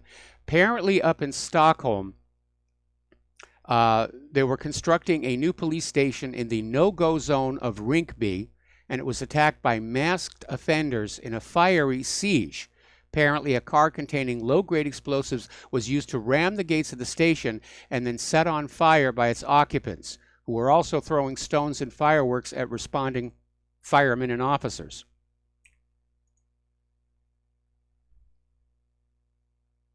Now, let's see. I'm getting on down here because there was more about Sweden here. 200 people posing as security threats, or 200 people who pose a security threat, have been allowed to enter Sweden around the, amid the migration crisis. And now they're issuing a red alarm over the Stockholm Metro becoming a no-go zone for personnel. Now, the Swedish politicians are out there denying the existence of the no-go zones, but 4 stations in Stockholm Metro have become so dangerous for personnel, they're only able to go in there with a police guard. And a local guard admitted to just simply being outnumbered and being pelted with stones. So as of today, 4 stations in Stockholm Metro, Rinkeby, Tensta, Rissne, and Hjulsta, are all marked with a code symbolizing the highest danger. This according to the Swedish daily newspaper Svenska Dagbladet. Now, there's a new political party in Sweden. It's called the Alternative for Sweden Party, and they're out there screaming about destructive multiculturalism. And they're saying that if they can take control of Sweden, they're promising mass deportations. They're going to reconsider the bulk of citizenships and residence permits granted to these immigrants from the 2000s onwards, and they're talking about sending back hundreds of thousands of immigrants in a matter of several years. And again, back in Sweden, part of Sweden's 3rd largest city, are so dangerous, the postal service won't go there. People have to come down to the post office and bring up and pick up their mail here. Over in Germany, their head of intelligence, Hans-Georg Maassen, is saying that Islamist children pose a real threat to Germany, saying that there are signs of radicalization of minors and young adults. It's happening faster and earlier. Over in Great Britain, 3 men who were part of this Rochdale child sex gang have been stripped of British citizenship and will now be booted out of the country. Now, these were 3 taxi drivers. They're dual Pakistani British citizens. Abdul Aziz, Adil Khan, and Abdul Rauf. And they were among 9 men jailed over these appalling crimes against girls in Greater Manchester in 2012. Over in France, in Val d'Oise, just north of the no-go heavily migrant population of Saint-Denis, there have been brutal attacks where this woman was being assaulted, and a man basically tried to defend his wife, and he got beaten to a pulp by these 6 youths. The crime there is so bad that one guy had his gold teeth ripped out by thieves in the same area last month. Back in Britain, an asylum seeker was arrested for raping a student in a cemetery. Just grabbed this 17-year-old student, dragged her into a cemetery, and raped her. He also attempted to rape another woman, but she escaped. And after serving his sentence, he'll be deported. Here's the interesting part. When he was asked for a plea, did you do it? And he said, yes, I did that. Why not? Talk about your culture shock. In Berlin, 3 entire streets had to be shut off as fighting migrants basically turned the area into a battlefield. And it all started with these 2 women in their 20s started fighting, and about 50 people chose sides, and it turned into a massive street battle. Apparently, people smugglers are now using high-speed boats to smuggle Albanian illegals over the English Channel. Here in the United States, U.S. officials have arrested an illegal alien for multiple counts of rape after he tried to gain entry to the United States with a child he claimed was his daughter. And she wasn't. He was just bringing her along, and he was raping her. And this is a big issue over this reunification that the liberals are screaming about. A lot of these children being brought in by the illegals are not, in fact, their children. They're biological children. And apparently the rape victim's mother was assured by this illegal immigrant he was going to get her into the U.S. and secure for her employment. So it is a mess down there. It's time to put a stop to it. And we don't need the wall. We just need to actually enforce Title VIII. Enforce Title VIII. That's it. Now, all of this leads up to this British independent member of the European Parliament, Janice Atkinson, basically came on out with a comment I think we all need to remember.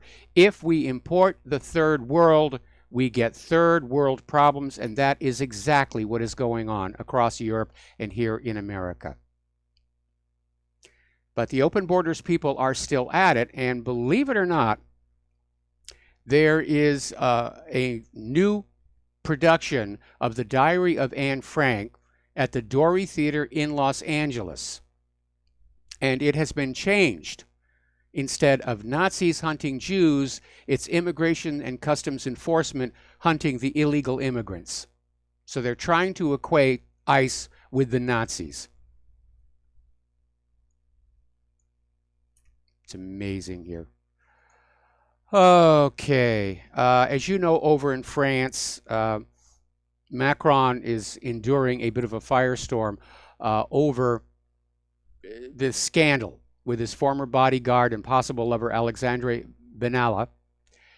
In fact, Macron just canceled a visit that was planned for him to go to Israel, and they think it may be because of this. And now, of course, Macron and Benalla are out there saying that, this is Russia. Russia is the only one who's keeping the story, alive in the media. Their Russian bots are out there just posting about this like crazy. So whatever happens, blame Russia. Russia's to blame for Hurricane Harvey. Little interesting statistic you might want to keep in mind here. Last year, law enforcement using civil forfeiture stole more from the American people than the burglars did.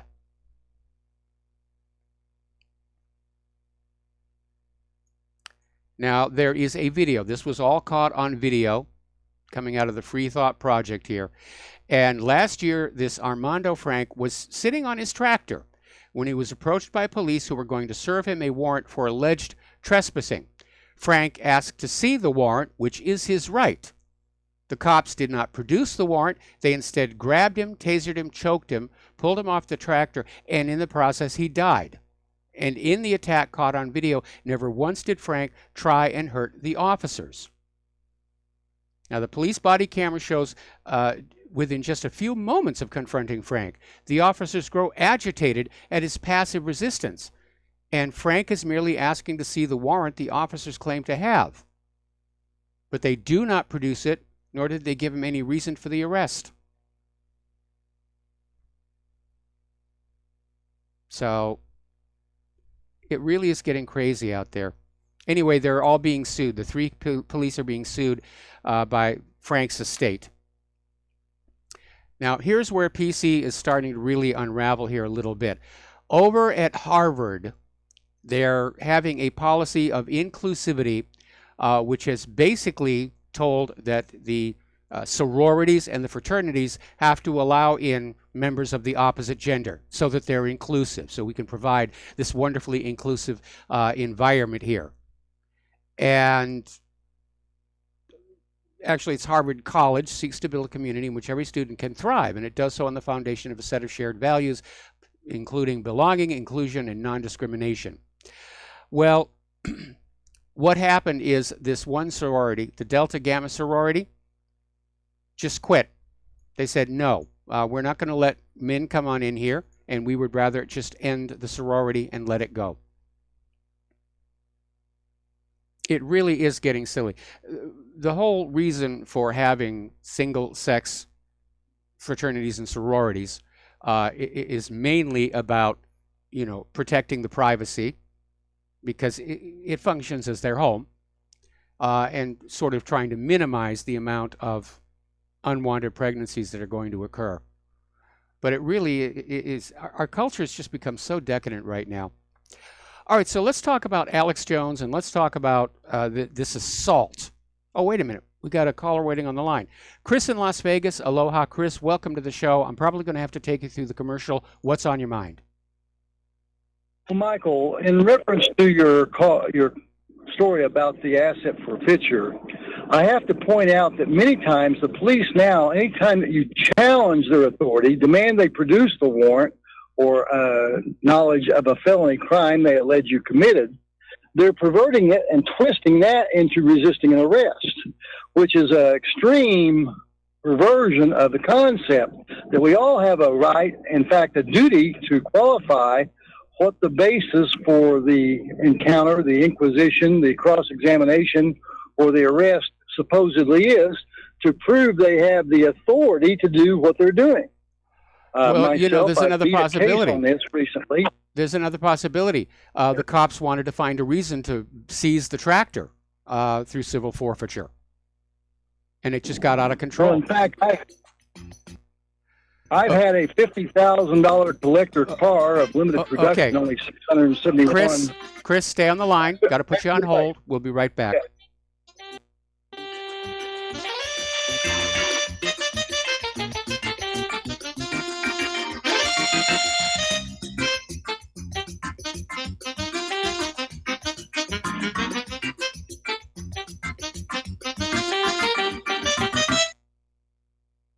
Tired of being lied to by mass media? It's growing more and more apparent today that news is received less and less through standard media outlets. Even with a growing audience every day, RBN is beginning to direct more efforts into social media. Social media and the use of the internet is fast becoming the primary source of people for news, regardless of demographic. RBN has set out to provide some of the best news on the internet through republicbroadcasting.org, and also has begun to use the tools to our advantage by way of social media. Republic Broadcasting is now operating a Facebook page to function as yet another avenue to have our collective voice reach new audiences across not only America, but across the globe as well. The Facebook page features not only news, but also an RBN player to listen to our broadcasts.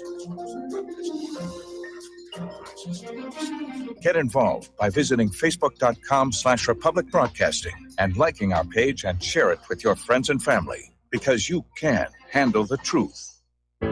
Many people write us about their experience with Extendivite. Allow me to read you some from Amazon.com. This product is superb. I have been taking it for about a year now, and I can feel my cardiovascular system run like a Swiss watch. I definitely recommend this product for anyone that has high cholesterol, high blood pressure, and heart palpitations, A+. It's potent, but it works. I have been waking up for the past 3 years with numb hands, and a week into using Extendivite, my numb hands seem to have cleared up. My circulation was off, and now it's back on track. So I'm happy. I feel so energized, and I have my husband on it now. My mother-in-law has cholesterol problems, so I bought her a bottle as well. Thank you so much. Love the product.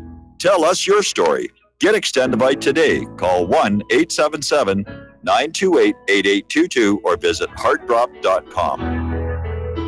Extend your life with Extendovite.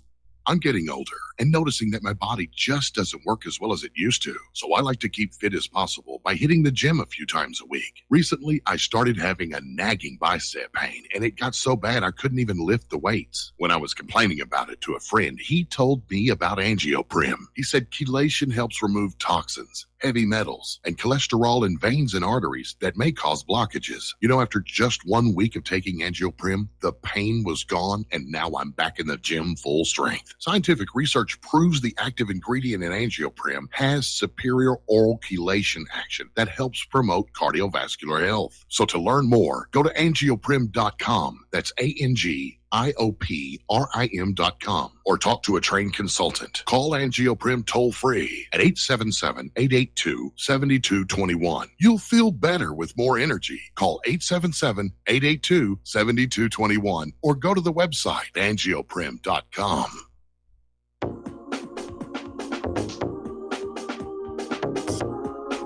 What really happened with your host, Mike Rivero. Join Mike on the air. Call toll-free 800-313-9443. 800-313-9443. And aloha, America. Welcome back to our show here. And it's time for us to talk about what's going on with Facebook and Alex Jones, InfoWars.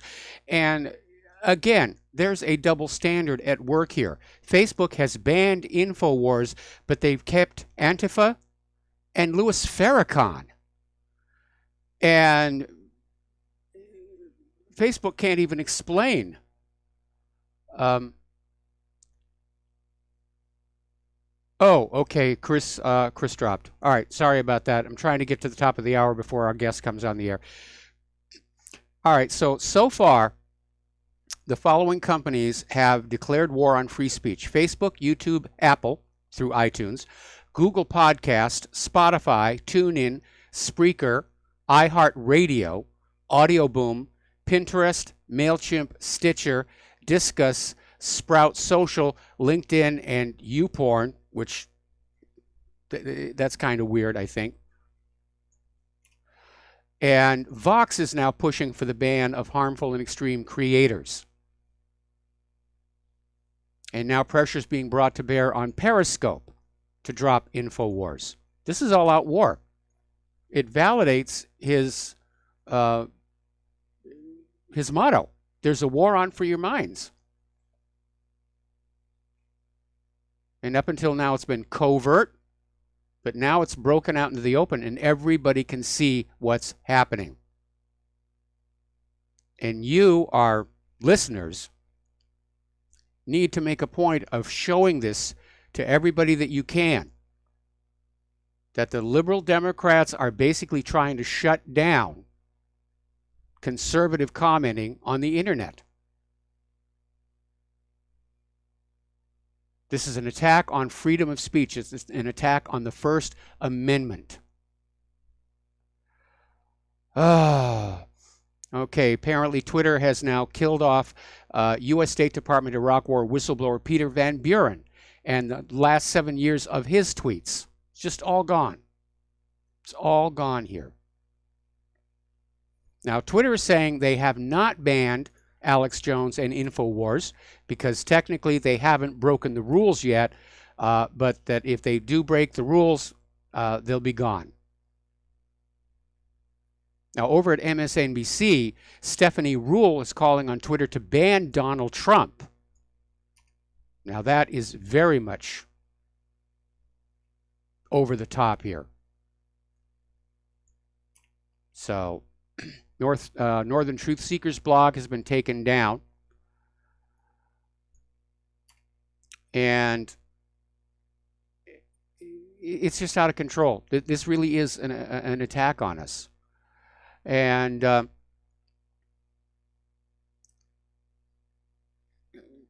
it's a shame. It really is a shame. And it shows just how far our society is broken here. Journalist Tim Pool is out there saying we've handed over the public square to private companies, and these companies can now decide who gets to participate in political debate.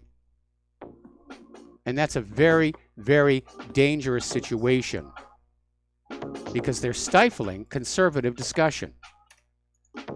We'll be right back with our guest after station identification.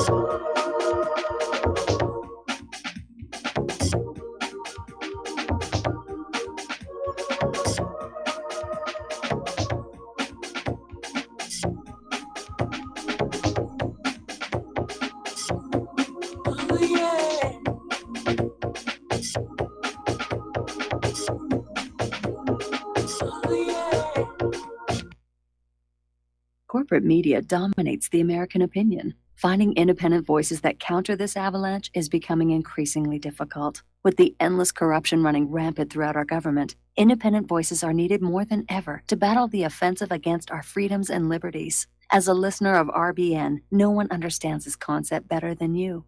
Now it's up to you to do your part. The time has come for you to take action and begin broadcasting the truth to hundreds or thousands of people every month. Sound impossible? Quite the contrary. With pointed slogans from LibertyStickers.com, you can reach countless sleeping Americans unaware that they live in a real-life wonderland. LibertyStickers.com has a huge inventory of political bumper stickers and messages that reflect the truth about our government, our politicians, and the future of America. With so many in stock, there's one perfect for you. Visit us today at LibertyStickers.com. Again, that's LibertyStickers.com.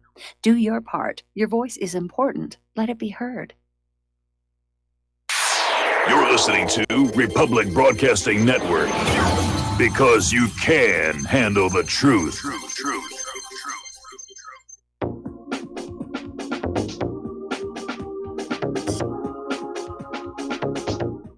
What really happened with your host, Mike Rivero. You're listening to the Republic Broadcasting Network, where you'll find out what the Fukushima's going on.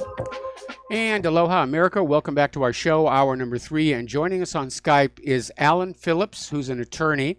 And he's in a little bit of a trouble because apparently for his support for parents who do not want to vaccinate their children. And Alan, thank you for spending time with us today. Well, it's my great pleasure and honor to be here. Thanks for having me. Well, why don't you just go ahead and tell our listeners your story from beginning to end?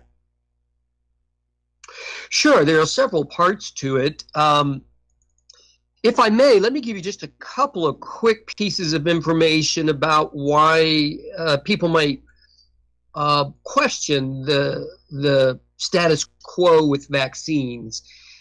I got interested in the issue 24 years ago when my oldest son was born, and have been doing research ever since. But for example, we have in the United States a vaccine injury compensation program. If somebody's injured or killed by a vaccine, you can't sue the manufacturer. You've got to go to a federal government program, and that program has paid out almost $4 billion now because of people injured and killed by vaccines. And like many things I'm sure that you talk about all the time, you'll never hear about that on mainstream media. But the more disturbing part is that our own federal government, Department of Health and Human Services, has a report that says more than 99% of the vaccine adverse events never get reported. So we don't know, we don't have any data telling us what the real extent and harm of vaccine injuries and deaths is. We know they occur because our government pays out money for them, but that $4 billion might represent $400 billion or more if 99%, more than 99% of the vaccine adverse events that occur never even get reported. So if somebody says, well, yeah, there's the occasional, problem with vaccines, but look at all the people who are saved, there's clearly a net benefit. We don't have any data available to make that calculation. We can't determine if there's a net benefit if most of the harm from vaccines, the overwhelming majority of it, isn't even documented anywhere. So there's serious problems with the issue. You really don't have to go any farther than that to recognize that there's a problem. And I would say that there's simply volumes of information from credible mainstream sources that call into question the safety and effectiveness of vaccines, and what are we doing with vaccines, and is it really something that makes sense beyond being a highly profitable medical treatment for the pharmaceutical industry? Well, but in terms of, I was going to say, sorry for interrupting, but you hit on the other side of the coin there. We know about the adverse events, and I think a lot of them aren't reported because people may not realize that what they're experiencing is connected to the vaccine. It's only in the case of the vaccine is administered and there's an immediate reaction that people will make that connection. If the adverse event happens months or years later, they're not going to make that connection. I read an article, I think it was just in the last 2 days, how a research program in Europe has found that girls being given the HPV vaccine are more likely to get HPV than the girls who didn't get the vaccine. And we've had a problem with vaccines, especially those using attenuated live pathogens, that will basically revert to full potency following administration. And we're always seeing these headlines in the newspaper about, there's a measles or mumps outbreak here, get your vaccination. And then we find out that everybody who came down with measles or mumps had been vaccinated. Yeah, that's a real common occurrence, is well documented in a lot of situations. Measles in particular, back in the 1980s, there was a series of well-documented instances of measles outbreaks occurring in highly and even fully vaccinated populations. And there was actually a study done, it's called a meta-study, looking collectively at the studies where outbreaks occurred in highly vaccinated populations. And the meta-study concluded that as immunization rates rise, measles becomes a disease of vaccinated people. So there's sort of a formal peer-reviewed published medical study just sort of encapsulating what you say has been observed and documented, not just with measles, but some of the other diseases as well. So lots of good reasons are out there, and we could go on for hours on that topic. But with your permission, I want to sort of steer back away from that then to what's going on with me in my situation currently. In terms of legal practice, there are two broad areas that concern vaccines, and one is the attorneys, roughly 130 of them around the country, who do vaccine injury cases. If somebody believes that they or a loved one has been injured or killed by a vaccine, you can't sue the manufacturer. You've got to go to this federal program.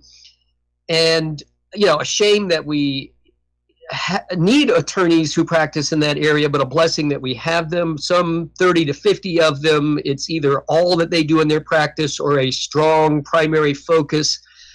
And then others where it's part of a broader practice. Maybe they do other forms of personal injury cases or other practice areas.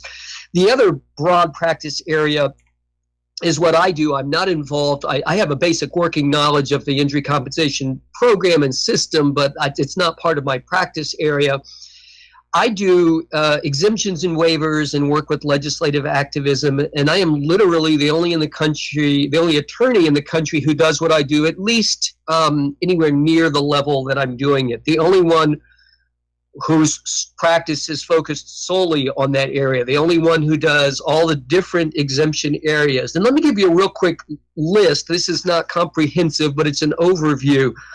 Because anywhere vaccines are required in the U.S., there could be people who are concerned about getting exemptions or waivers from the required vaccine. So vaccines are required at birth, for school, daycare, and college enrollment, increasingly as a condition of employment. Now, so far in recent years, it's been mostly healthcare workers, but the goal is to have all adults be required to get vaccines throughout our adult life. And if for no other reason, the adult population is about 3 times the size of the childhood population, and so there's a huge undeveloped market there from a pure cold calculating point of view.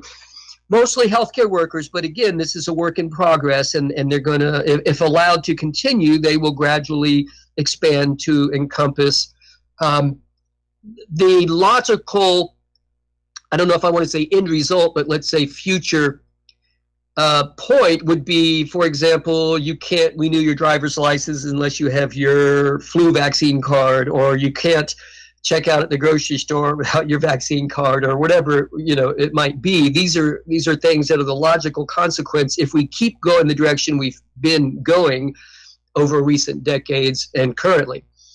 So I work with exemptions and waivers and in all these different areas, also military, immigration, which includes foreign adopted children. I work a lot with family law attorneys around the country where parents split up and disagree about vaccinating the kids. It turns out that the law in that area with vaccines is completely different from the way the law works with everything else that comes up that parents who divorce or split up disagree about. So there's just a lot of different areas where exemptions and waivers are concerned legally. Many times, for example, school or daycare, all you do is sign a form or write a sentence or whatever. Nobody needs to hire an attorney for that. But many of these areas are more complicated, or different situations come up where people do need an attorney. And so I work with clients and other attorneys and legislators and activists all over the country. And I am under attack now by my own state bar. I am in North Carolina and licensed only in North Carolina. Attorneys are all licensed in one or more states or territories. There's no such thing as a federal law license. We can all practice federal law, and that's what enables me to work with clients around the country. As long as I'm only advising about federal law, I can do that. If state law is involved, we pull in a local attorney so they have somebody with the necessary license. But one way or the other, I can and on a regular basis do work with clients, and sometimes clients and attorneys around the country, and the only one who does all these different practice areas. So I have only one piece of a very large puzzle, but a piece that at least some parts of which I'm the only one that has the piece. So my state bar has literally made up facts and law to build a case against me with what can only be reasonably interpreted as a predetermined goal of taking my license. Now, they're not coming right out and saying, we don't like that you help people legally avoid vaccines, but North Carolina is known in the pharmaceutical world as Vaccine Central. We have 4 of the 5 biggest vaccine manufacturers here. There are several states, at least a few, if not several states, that have a strong pharmaceutical presence, and North Carolina is one of them. But we're probably the primary or top vaccine manufacturing state in the country. And I imagine it could be a little bit of an embarrassment to people in the pharmaceutical world or people in the mainstream vaccine world that the only attorney in the country who does what I do happens to be in one of, if not the top vaccine manufacturing states here. So I don't think it's a huge leap to say that they're coming after me because of what I do. But to be perfectly technical or honest about it, that's an educated guess on my part, but a very reasonable one. It does sound like it, and we know that in America right now, they're keeping the economy going along by just forcing you to buy more and more things that you may not need or want. And certainly vaccines are one of them. I remember when I was a kid, there was only one vaccine that was for polio. And now it's something like the CDC is recommending something like 33, 34 mandatory vaccines for young children. And the CDC itself, of course, is a vaccine company. They own the patents on something like 22 different vaccines from which they're making billions and billions of dollars. So, yeah, they're basically pushing to have vaccines mandatory for every single American in order to basically bring in more money. And because they are indemnified from civil litigation for harm that their vaccines cause, they don't have an incentive to really make sure that the vaccines are being safe and effective. In fact, I read another report that says this year's flu vaccine is totally ineffective against influenza A. And each year's flu vaccine, it's basically a guess as to what flu strains are going to be out there. And again, there's been this huge hue and cry over combined vaccines like the MMR. Because nobody's ever done a study as to how those adjuvants are going to interact with each other when they're all mixed together. And we know the adjuvants themselves are a big problem. Ever since they started using peanut oil as an adjuvant, peanut anaphylaxis has just skyrocketed in this country. And it's because during that vaccine process, the body is building antibodies to everything that's in the vaccine, including the peanut oil. And when you're exposed to anything in peanuts, it can actually be fatal. And that's why so many products now carry warning labels. This product was assembled on machinery that may have been in contact with peanuts.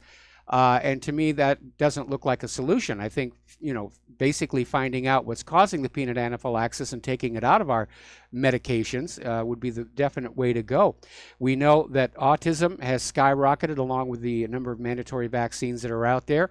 We know that the CDC issued a report claiming to disprove a link between vaccines and autism, and then the lead author of that report came on out admitting the report was a hoax, that they cherry-picked the data to come up with a report from the CDC that basically exonerated the vaccine industry. So it's turned into a racket, and it's a hugely, hugely profitable one. And the people who are basically running this thing and profiting from it don't care if children are being made ill. They don't care if children are being made autistic. But somebody needs to look at the increasing rates of autistic children and understand we're approaching a point where the cost of taking care of these autistic people could basically bankrupt the nation.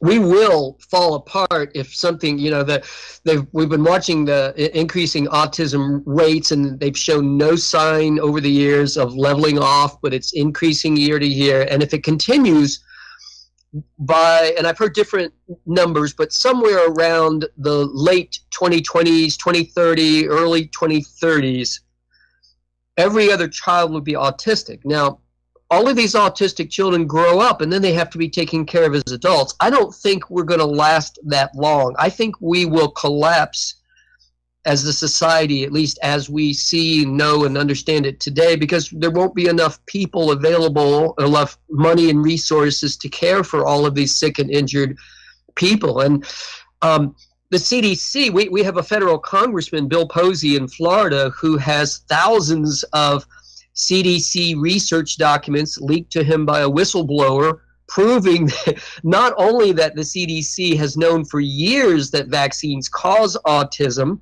but a group of high-level CDC officials got together and deliberately destroyed the research documents to cover that up. And one of these people had a conscience and saw that coming and made copies that ended up with Representative Posey. But he's, for at least 3 years now, has been asking Congress to investigate, and nobody will touch it. That speaks volumes right there about who's really running the country. As the health country, money's running the country. And by the way, I think the collapse has already started. Looking at what's going on with this panic reaction of attacking the independent media, I think the collapse has already started.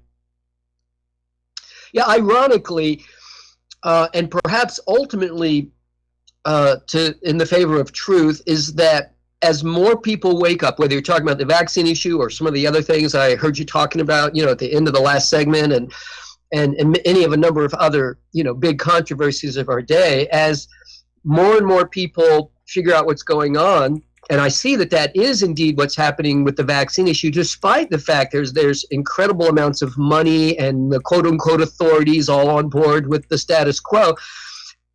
It's amazing to me that more and more people are waking up despite that. But as that occurs, they have to go to more extreme rhetoric, more extreme ideas, more extreme measures to try and keep a lid on it. And as they go to more extreme efforts, it becomes more and more obvious that they're trying to hide something. And so ironically, I think they are going to help us to expose themselves by their, I don't know if I'd go so far as to say they're in desperation mode, but they're moving in that direction, because the awakening continues to happen with vaccines and beyond. And so I am cautiously encouraged when I see that. Well, unfortunately, the awakening is taking place in part because of the independent media's reporting. And that's why this attempt to shut down Alex Jones and all these other people, and eventually yours truly, is so troubling, because it isn't just the Democrats who want the independent media to go away. It is the vaccine manufacturers, it's the GMO people, it's corporate media. They just want their competition to go away, and they literally have declared war on the independent media right now. And we have an important function to serve, which is to keep the debate going, because you can't have democracy when there's only one voice being heard. Right. Well, I guess the question is, as they shut more and more of us down, do people tolerate that or protest in some way. One of the things I've said is I've never been opposed to the truth coming out in the mainstream media, but neither am I holding my breath waiting for that to happen. We should really just nourish the alternative media, as more and more people have been going to the alternative media anyway, and that will become the new mainstream media. But of course, if they successfully shut it down, that may not occur. So this is a real interesting time here. It's going to be real interesting to see how things play out. Well, it is a very, very interesting time here, and I don't think they're going to succeed in shutting down the independent media. They may change its form because already we're seeing all of these new startup social media platforms. They're taking off, and we just have to get more and more people to leave off these censored platforms and go where the discussions are definitely going to be free and open. Anyway, Alan, we got to take a break for commercials, and we'll be back in 3 minutes.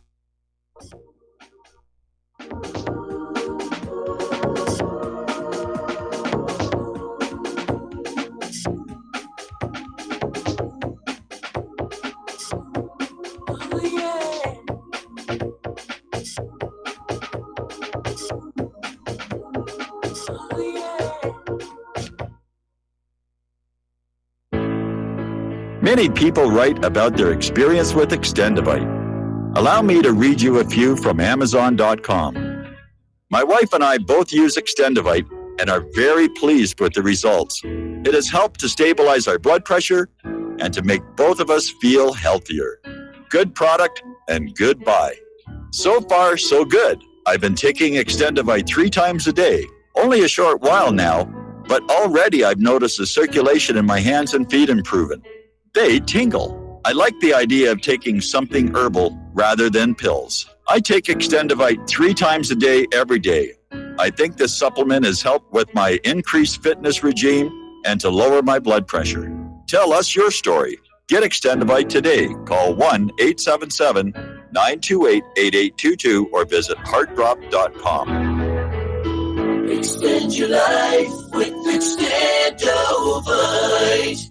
Folks, we're living in a world the likes of which we've never perceived any clearer than we do now. The plan for global governance has been in the works for generations and would have likely been achieved by now, but for the fact that the globalists left open their Achilles heel. With all their tools, Federal Reserve System, fiat currency, no child left behind, and then Common Core education introduced to our schools to dumb us down, vaccines, pharmaceuticals to lobotomize us, GMO foods, insertion of compromised or bought and paid for politicians, judges, mainstream media propaganda, all pieced together like a puzzle designed to ultimately bring the world under submission. But with all their strategy, they forgot one thing: knowledge. And knowledge is power. With knowledge, their bombardment is nullified. Folks, with that, as brilliant and knowledgeable as you've become, among the wisest audience of any radio audience in the world, and you are, I want you to take a moment to reflect and ask yourself, how much of that knowledge did I obtain from Republic Broadcasting Network? How high has my consciousness been raised since I've been a listener? How fast am I now able to discriminate truth from fake news by being a Republic Broadcasting listener?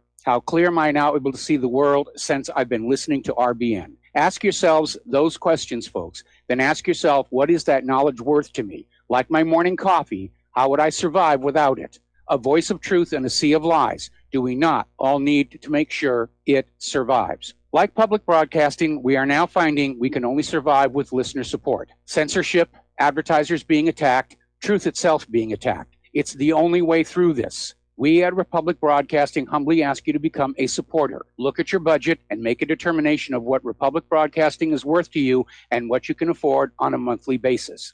Go to republicbroadcasting.org and pledge 20, 30, 40, 50, if possible, 100 a month or more if it's affordable. Click the donate button and become a regular monthly donor. Assure both us and yourself that Republic Broadcasting truth will continue to flow like that morning coffee. The network thanks you. When all this twisted steel was swept away, did these remaining holes reveal what's really happened? And aloha, America. Welcome back to our show here. And Alan, we have a caller on the line that wants to ask you something. So Chris in Tampa, welcome to the show. What's on your mind?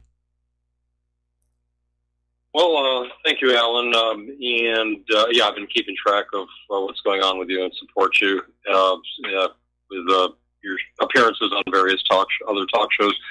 Well, you mentioned Florida Representative Bill Posey, and he has read twice into the congressional record, last time I checked, the testimony of CDC Dr. Whistleblower William Thompson, as I was covered in the documentary Vax from Cover-Up to Catastrophe. So since he's been given immunity, Dr. Thompson's been given immunity, there's been a call that he should be testifying. Congress ought to hold hearings. And since Dr. Thompson has immunity against self-incrimination, even if he incriminates himself, he won't be, he's immune from any incriminating information he might give, as he already has been documented to have given so much incriminating information, admitting to covering up the connection between autism and black boys on the CDC recommended schedule. It's up to 2.36 times. I've heard other figures, but I know that's what's in Vax, the documentary. So I wanted to bring out that point that Dr. Thompson ought to be subpoenaed, and anybody else ought to be subpoenaed, like Dr. Brian Hooker, his colleague at CDC, who recorded him legally, ought to all be, and others perhaps subpoenaed. Others at the CDC ought to be subpoenaed and get to the bottom of the vaccine safety issue. Well, I agree with you completely. I'll give you my sort of unprofessional take on it. I'm a little bit outside of my area of expertise here, but it looks to me like there's got to be some swamp draining that takes place first before we'll be able to proceed with prosecuting the CDC criminals. We've got to get we've got to have people in the Department of Justice that will actually do their job, that will actually prosecute criminals. We don't have that really going on right now with some of the major, as far as I'm concerned, already well established criminal behavior by people within top agencies in the federal government, the agencies themselves. There's some clearing out that has to happen first before there would be somebody there who would allow a prosecution against CDC criminals to occur and proceed, at least in any legitimate way. So, I think we're moving in the right direction with that, but some steps definitely have to take place first that haven't taken place. So that's just sort of my kind of quick take on it. Clearly, the evidence is there to prosecute these folks at the CDC. Clearly, anybody who would deliberately cover up information about something that is causing avoidable harm to innocent babies and children is somebody who needs to be held accountable for that. But how you get someone to go through the steps to do that when you have a system that is, despite there being good people everywhere, there are good people in the system, but many of the people in the controlling decision-making positions, I believe, are part of a criminal network, a system that protects itself. If you're a member of that system, the laws don't apply to you. You can do whatever you want and nothing will happen. Look at what's going on in Washington and in any alternative media setting, and you'll see a lot of what's going on there in that regard. And so whether it's Trump draining the swamp or something else, something has got to disable that that current system that controls things, that does whatever they want to do, that invents. I'm dealing with a smaller version of that. What's going on with me with the North Carolina bar? There's a small group of people there to whom the laws don't apply. They can do whatever they want, legal or not, and nothing happens to them. And they can go after anybody they want to go after, whether they've done anything wrong or not. And what's interesting, one of the many interesting points about my own current situation is that I did a little investigating of my own, and I have found several other North Carolina attorneys who are either currently dealing with disciplinary proceedings with the North Carolina bar or who have already been disbarred but several who say, yeah, the bar made up facts with me too. When I say the bar, I mean attorneys who are employed in Raleigh, North Carolina that work for the bar and handle various things concerned with that bar, the bar as an organization. They have, I don't know, maybe 60, 70 employees there in Raleigh at the bar, and I think 17 of them are full-time attorneys that do various things, including investigate complaints against other attorneys. And it's really interesting. I have filed a complaint against the attorneys at the bar who I have proof that they've made up facts of law.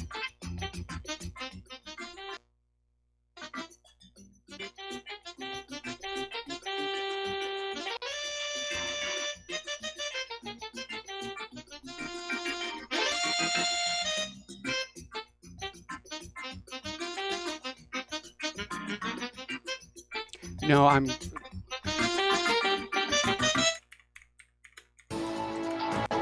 You are tuned in to the Republic Broadcasting Network. Visit our website by going to republicbroadcasting.org.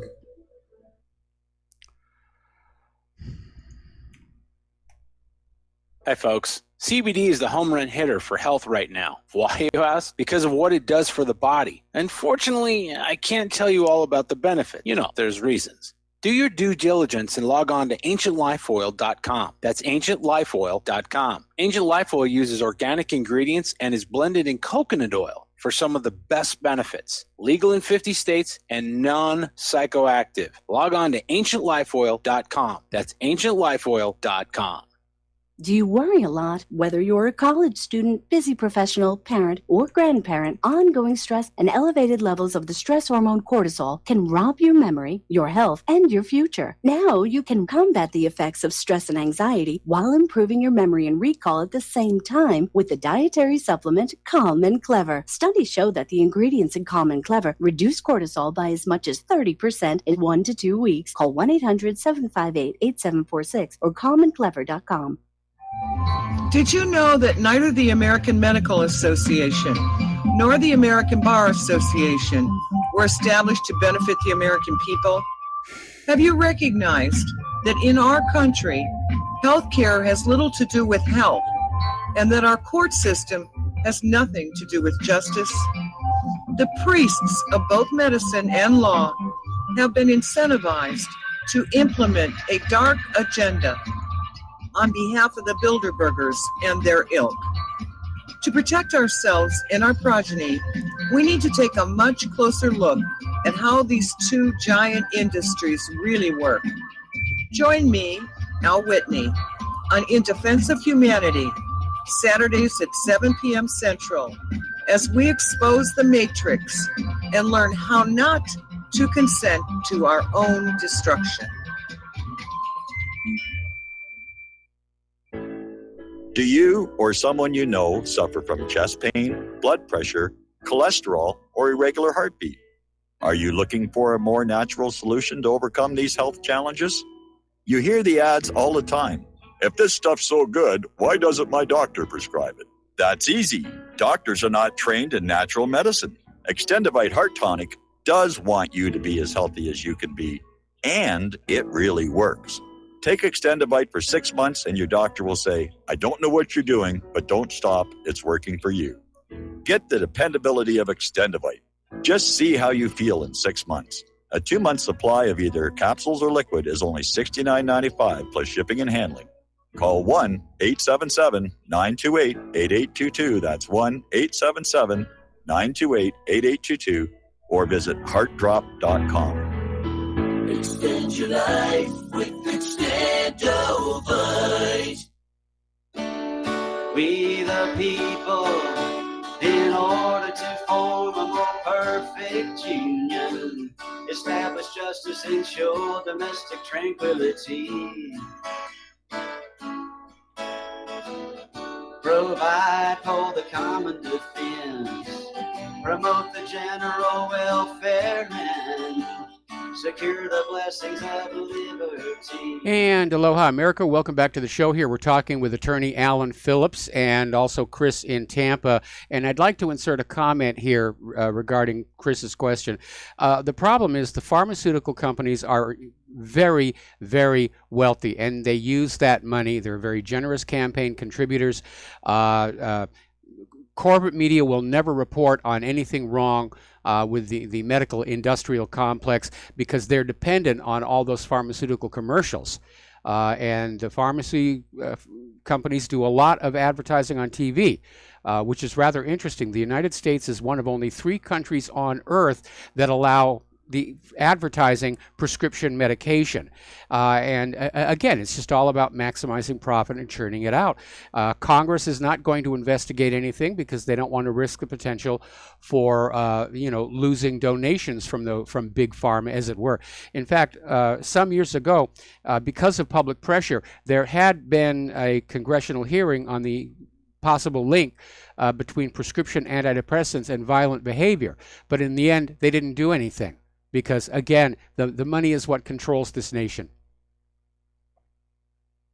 There was actually a study recently came out of Princeton University looking at the influence or lack thereof that individuals have at the federal level, and they concluded that the individual people have zero influence. Again, just sort of corroborating what you're saying, Mike, that it's, he who has the money makes the rules. And we've clearly descended into corporatism, or as Mussolini would have called it, fascism, where, the line between corporate interest and government is blurred, and they're aligned together against the general population. From their point of view, we're just here to provide them with wealth and brand new workers and brand new soldiers. Chris, you got anything you want to add? Yeah, what you're saying, Alan, and Mike is proved out by the fact that Jeff Sessions so anti-cannabis. He thinks he can put the genie back in the bottle even after so much benefit economically, ecologically, and personally health-wise that people have experienced. He's not going to be able to.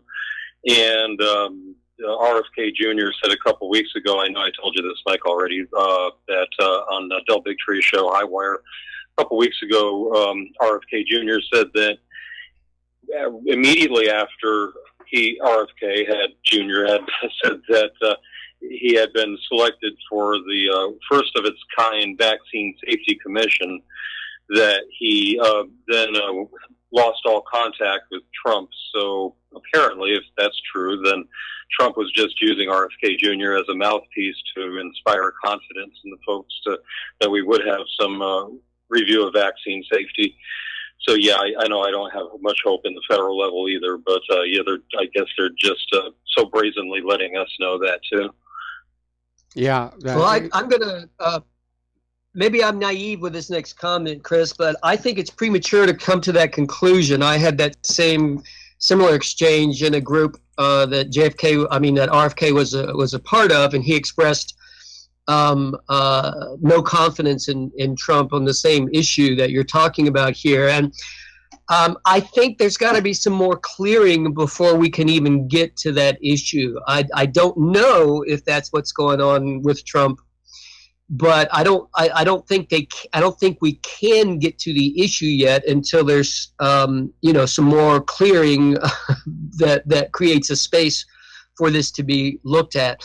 But if he attempted to go forward with it right now, the backlash from the pharmaceutical industry would be enormous. But if we have first a situation where we, for example, do successfully prosecute CDC criminals, then there's going to be a huge clearing and little to no backlash when somebody is looking at vaccine safety in a broader way. So I don't know. I hope I'm correct that it's not something that was set up either for false pretenses or even if sincere was abandoned, because that's a lot of people are putting those one or both of those interpretations on it. But I'm a little more cautious. I think it's premature to judge yet. I think we got a couple more years in this first 4-year session with Trump, and we'll see how far he gets with some of these other things and see if there isn't a clearing that ends up being created where we then have the space to go forward with the Vaccine Safety Commission. I'm hoping that that's what the deal is. Yeah, there's one other aspect, and that may be that Robert F. Kennedy Jr. is actually making great progress, but obviously he's not going to be reported on by the corporate media. The corporate media doesn't want America to even know that there's a vaccine safety commission. Because even just the awareness that somebody like Robert Kennedy Jr. Is concerned about that's going to give a lot of Americans pause right now. But a lot of Americans are very concerned about vaccines, and so inevitably, as you would see in a fascist government, the choice to vaccinate or not vaccinate is taken away from us, and we're simply told, you will vaccinate your children. You will buy all this medication and pump it into your child's arm, and just keep the money flowing to the big pharmaceutical corporations. What started supposedly as a genuine means of providing health or preventing disease has descended into a flat-out racket.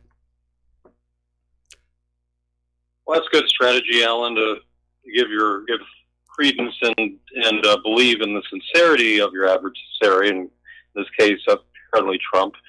Even when you personally may not believe they're sincere, you can pretend and act as if they are, sending the olive branch and saying if they can come through, give them maybe 3 strikes, and then see what the deal is. But yeah, it'd be nice if somebody maybe at a press conference on Twitter or some other way could raise the issue. Ask him where, you've been elected now for 2 years now. We've been waiting to hear some news on what you promised us. So. I thought that Trump was going to be very sincere. Has a long list of accomplishments that no other presidents have ever matched, and he's not even 2 years into his first term. So, the one, in sort of general terms, the one thing that he's done that is just unheard of in politics is that he's made promises that he's actually followed through on, rather than just to get elected in the first place. That is amazing. And I've never been a Republican. I'm not a Republican now. But I'm very impressed with the list of accomplishments. But you got to get into the alternative media to see what those accomplishments are, and not only that he's made good on a lot of his promises, but done so despite the most aggressive backlash probably that any president, at least in modern times, has ever dealt with. But Mike, if we could, I'd like to swing back around to what's going on with my bar situation, because I didn't mention that looking for sympathy because I'm under attack. I mentioned it because there are some things that your listeners can do to help with the situation, and I wanted to help them understand why this issue is important to all of us in the country who have any concern about the right to make your own informed choice about healthcare generally or vaccines in particular, and then what people can do in a very specific way to assist with this situation. Because being the only attorney in the country who does what I do, if I get taken out, not only is there no one to step into my shoes, but even if there was, they wouldn't dare do so because they would be next on the target list. So I do something, as I keep saying, that no other attorney does, and so there isn't someone else to step in and take my place. And so the larger part of what I do is actually not legal practice in the sense of billing clients and providing legal services, though I certainly do that, working in all the different exemption areas I mentioned earlier. Most of my work is volunteer activism work. I do radio shows like I'm doing right now, have done my own radio shows in the past, intend to get a podcast back up and running again of my own soon. But do conference presentations, talk with people on the phone or through emails, all kinds of things. Probably a good 85% of my time is not billable time, because when I discovered this vaccine issue, I became very concerned, very alarmed. I'm passionate about the issue. That's the reason I went back to school after 17 years and picked law school, was because of the vaccine issue. So I'm only one of many people who have important roles in the controversy, but I have a unique one.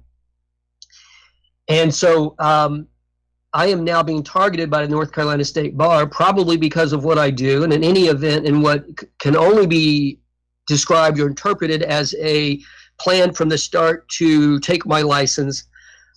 And there are several parts and pieces to this, but let me give, if I may, please, just a couple of quick overview points and tell people where they can go for more information, and then happy to talk about any of the details if you'd like. But involved in this are a couple of different investigations where a person who is now widely regarded throughout the alternative vaccine community as a troll made a couple of false complaints against me to the North Carolina Bar.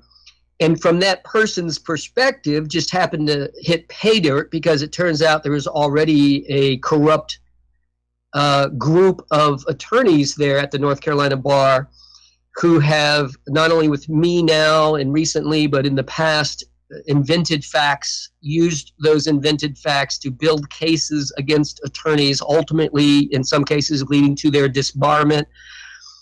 And I've not only talked to other attorney victims, but I've talked to a couple of what I'll just call insiders for their protection, people who have been in a position to observe this, not from the position themselves of being a victim. So they were looking at this objectively, and they have said to me privately, of course, yes, Alan, there is a problem here. This, what you're experiencing goes on here.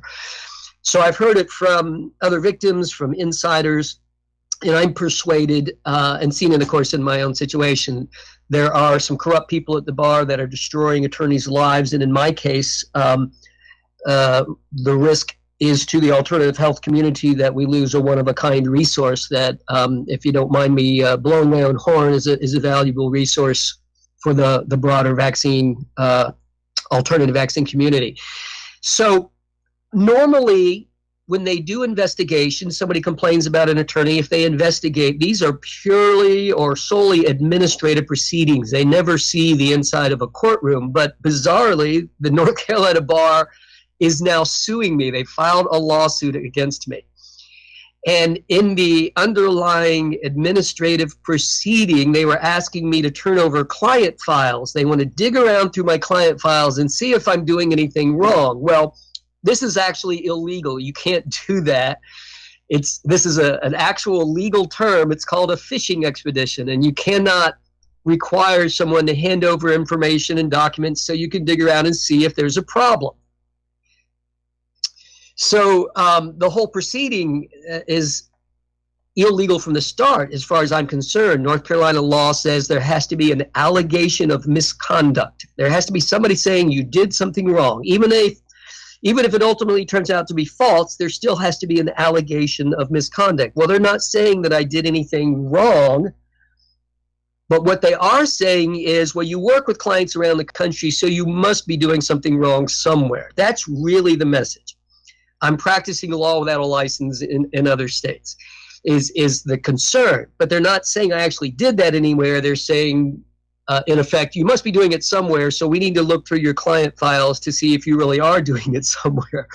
So it really is as silly as it sounds. But the beauty of this situation is that I don't need people to agree with my side of the story or to believe me. I did the one thing that they actually will tell you not to do, but it really is the right thing to do.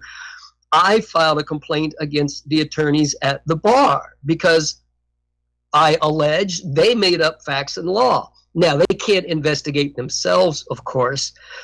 And it turns out there are some organizations around the country that have also, and independently of me, filed some complaints against attorneys at the North Carolina Bar. And they can't investigate themselves. There's a huge conflict of interest there. But that's exactly what they're doing. They're saying, oh, well, no, nobody gets to investigate us, but we get to investigate you. And these people are attorneys just like me. You know, they shouldn't be above the law. They're not supposed to be above the law, and they certainly cannot legally decide whether or not there's going to be an investigation of themselves. This would have to be conducted by some sort of independent outside committee or some independent parallel process. Well, good luck on that one. And if you don't mind, we've got another caller on the line who wants to ask you a question. So let's go to Chuck in Texas. Aloha, Chuck. Welcome to the show. What's on your mind? Well, first off, I want to make sure that we have a website, a GoFundMe or something so that we can, aid this man in his battle against what's been going on so that, us little money can fight the big money. That's number one. I want to make sure, Mike, please make sure that we have a way to help this man because I'm just a working guy, but I got $100 right now for this. But now my point. Do you think, sir, that the Trump administration is any better than any other administration that we have had as far as the medical industrial complex? I've seen mixed actions in regard to that. And again, this is kind of outside of my area of expertise, so I'll just, comment informally on this. But I've seen him do things where he seemed to be taking on the pharmaceutical industry. I've seen him do other things that seemed like he was aligning with them. And I can't really tell, but I would, again, I urge people to be cautious about drawing conclusions in this arena, maybe with some of the other things as well, because I think there has to be a foundation laid for certain kinds of progress to occur. And I think we're still with regard to some issues, we're still in the foundation laying stage. So I'm not ready to condemn him for not doing already what I wish he would have done, for example, with the vaccine issue, the Safety Commission, or even other things for the pharmaceutical industry.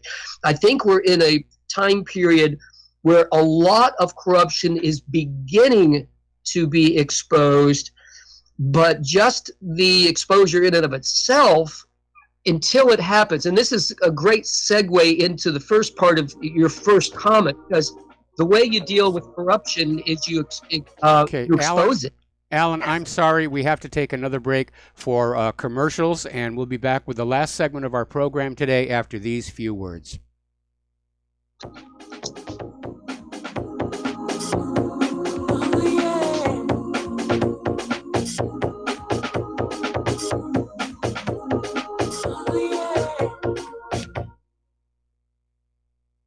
Homeowners, if your lender has gone out of business or sold your transaction to another lender or servicer, you may be the victim of a wrongful foreclosure, resulting in the loss of your home. If you've already lost your home, are in foreclosure, or even in good standing, you can challenge the mortgage transaction's illegal issue, and your property can be restored to you, and your foreclosure can be stopped or reversed, and the mortgage transaction declared unenforceable. State laws, U.S. title codes, the Uniform Commercial Codes, and U.S. Supreme Court rulings have upheld that defective mortgage documentations can reverse or stop foreclosures and enforce property title claims in favor of the homeowner.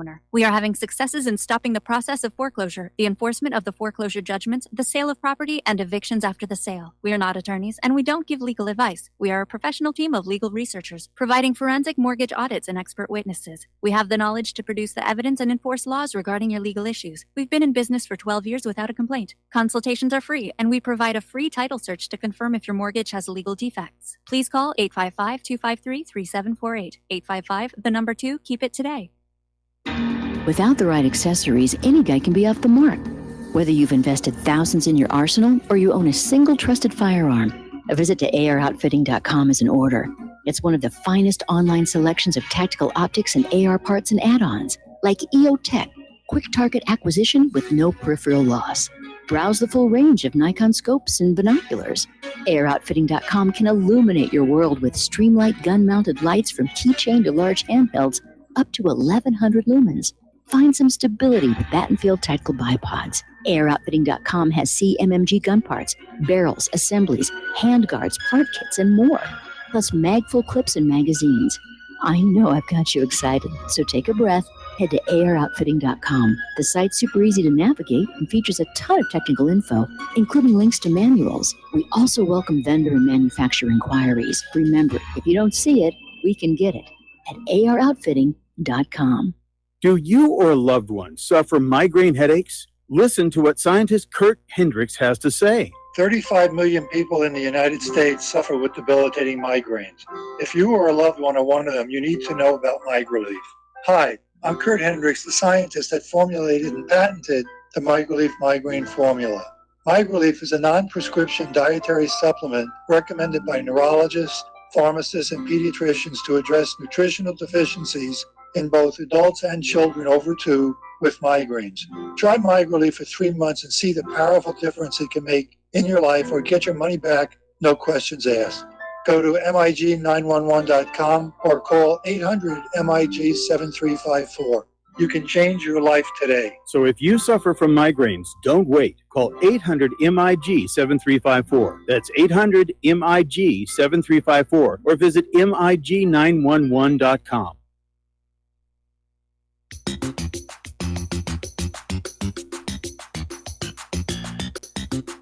Welcome to What Really Happened Radio. Visit us online at whatreallyhappened.com. And now, set your eyes on the future and let's consider what really happened. And aloha, America. Welcome back to the show. Last segment of our program today. And Alan, now's the time. Do you have a website? Yes, vaccinerights.com. vaccinerights.com, and on the home page there's a link near the upper right that refers to a North Carolina bar witch hunt, and that page describes the story, and there are links there where people can sign a petition, if they feel so moved, can contribute to a legal defense fund, which is not only going to help me with this lawsuit against the bar, but there is a group of about 270 of my clients from all over the country that have come together as a group who are about to hire their own legal counsel and intervene into the lawsuit. And by intervene, that means they become a party in the lawsuit. The bar is looking for an order for me to hand over years of client files, which breaches this huge fundamental principle of law called attorney-client privilege, this private information. As I said, they're not even accusing me of doing anything wrong, which is required to do an investigation in the first place. But they're not only doing the investigation, now they filed a lawsuit.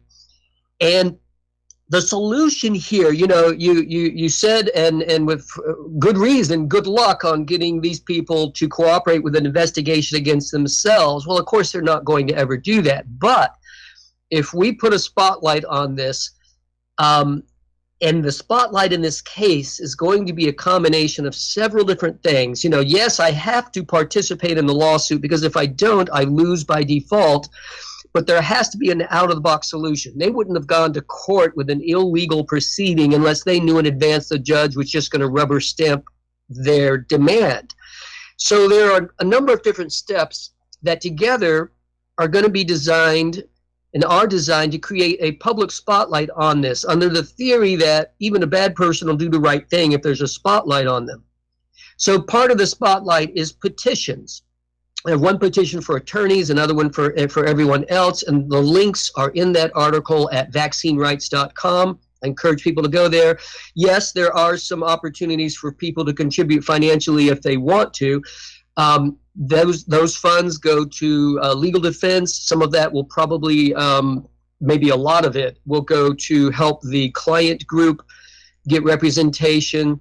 There's even a potential for some other folks to get involved in the lawsuit, and I won't try to explain that further at this point because it's in very early stages, so we don't know if or how that's going to play out. But one way or another, even if I lose the lawsuit, even if they take my license, I am still going to, and have been working and will be working to coordinate, and with the help of many, many other people. It's not something I could ever have done by myself or on my own, but to help coordinate and organize people within the alternative health community to be engaged and involved in activities that at the end of the day amount to putting a spotlight on the corruption. Because when there's a bright enough light, when they can no longer stuff it under the rug or hide it, the same is true with the vaccine controversy. When there's a big enough spotlight and nobody can hide from it anymore, then there won't be any choice but for people who have been involved in the corruption to be held accountable. Okay, well, Alan, we are absolutely out of time. My concern about them wanting all of your client records is, will these people be put under pressure, to get vaccinated or drop their requests for exemptions and things? Anyway, Alan Phillips, attorney, and I've just linked to his website from my website. Stay tuned for John Stadmiller. I'm sure he's got a lot of interesting things to share with you. Please take what you are learning here and share it with everyone that you know. Use email, face-to-face conversation. Stay off the corporate social media. New ones are coming along that we'll be able to use. But for the moment, it's basically back to SneakerNet to get this information out. We'll be back tomorrow. Aloha, America.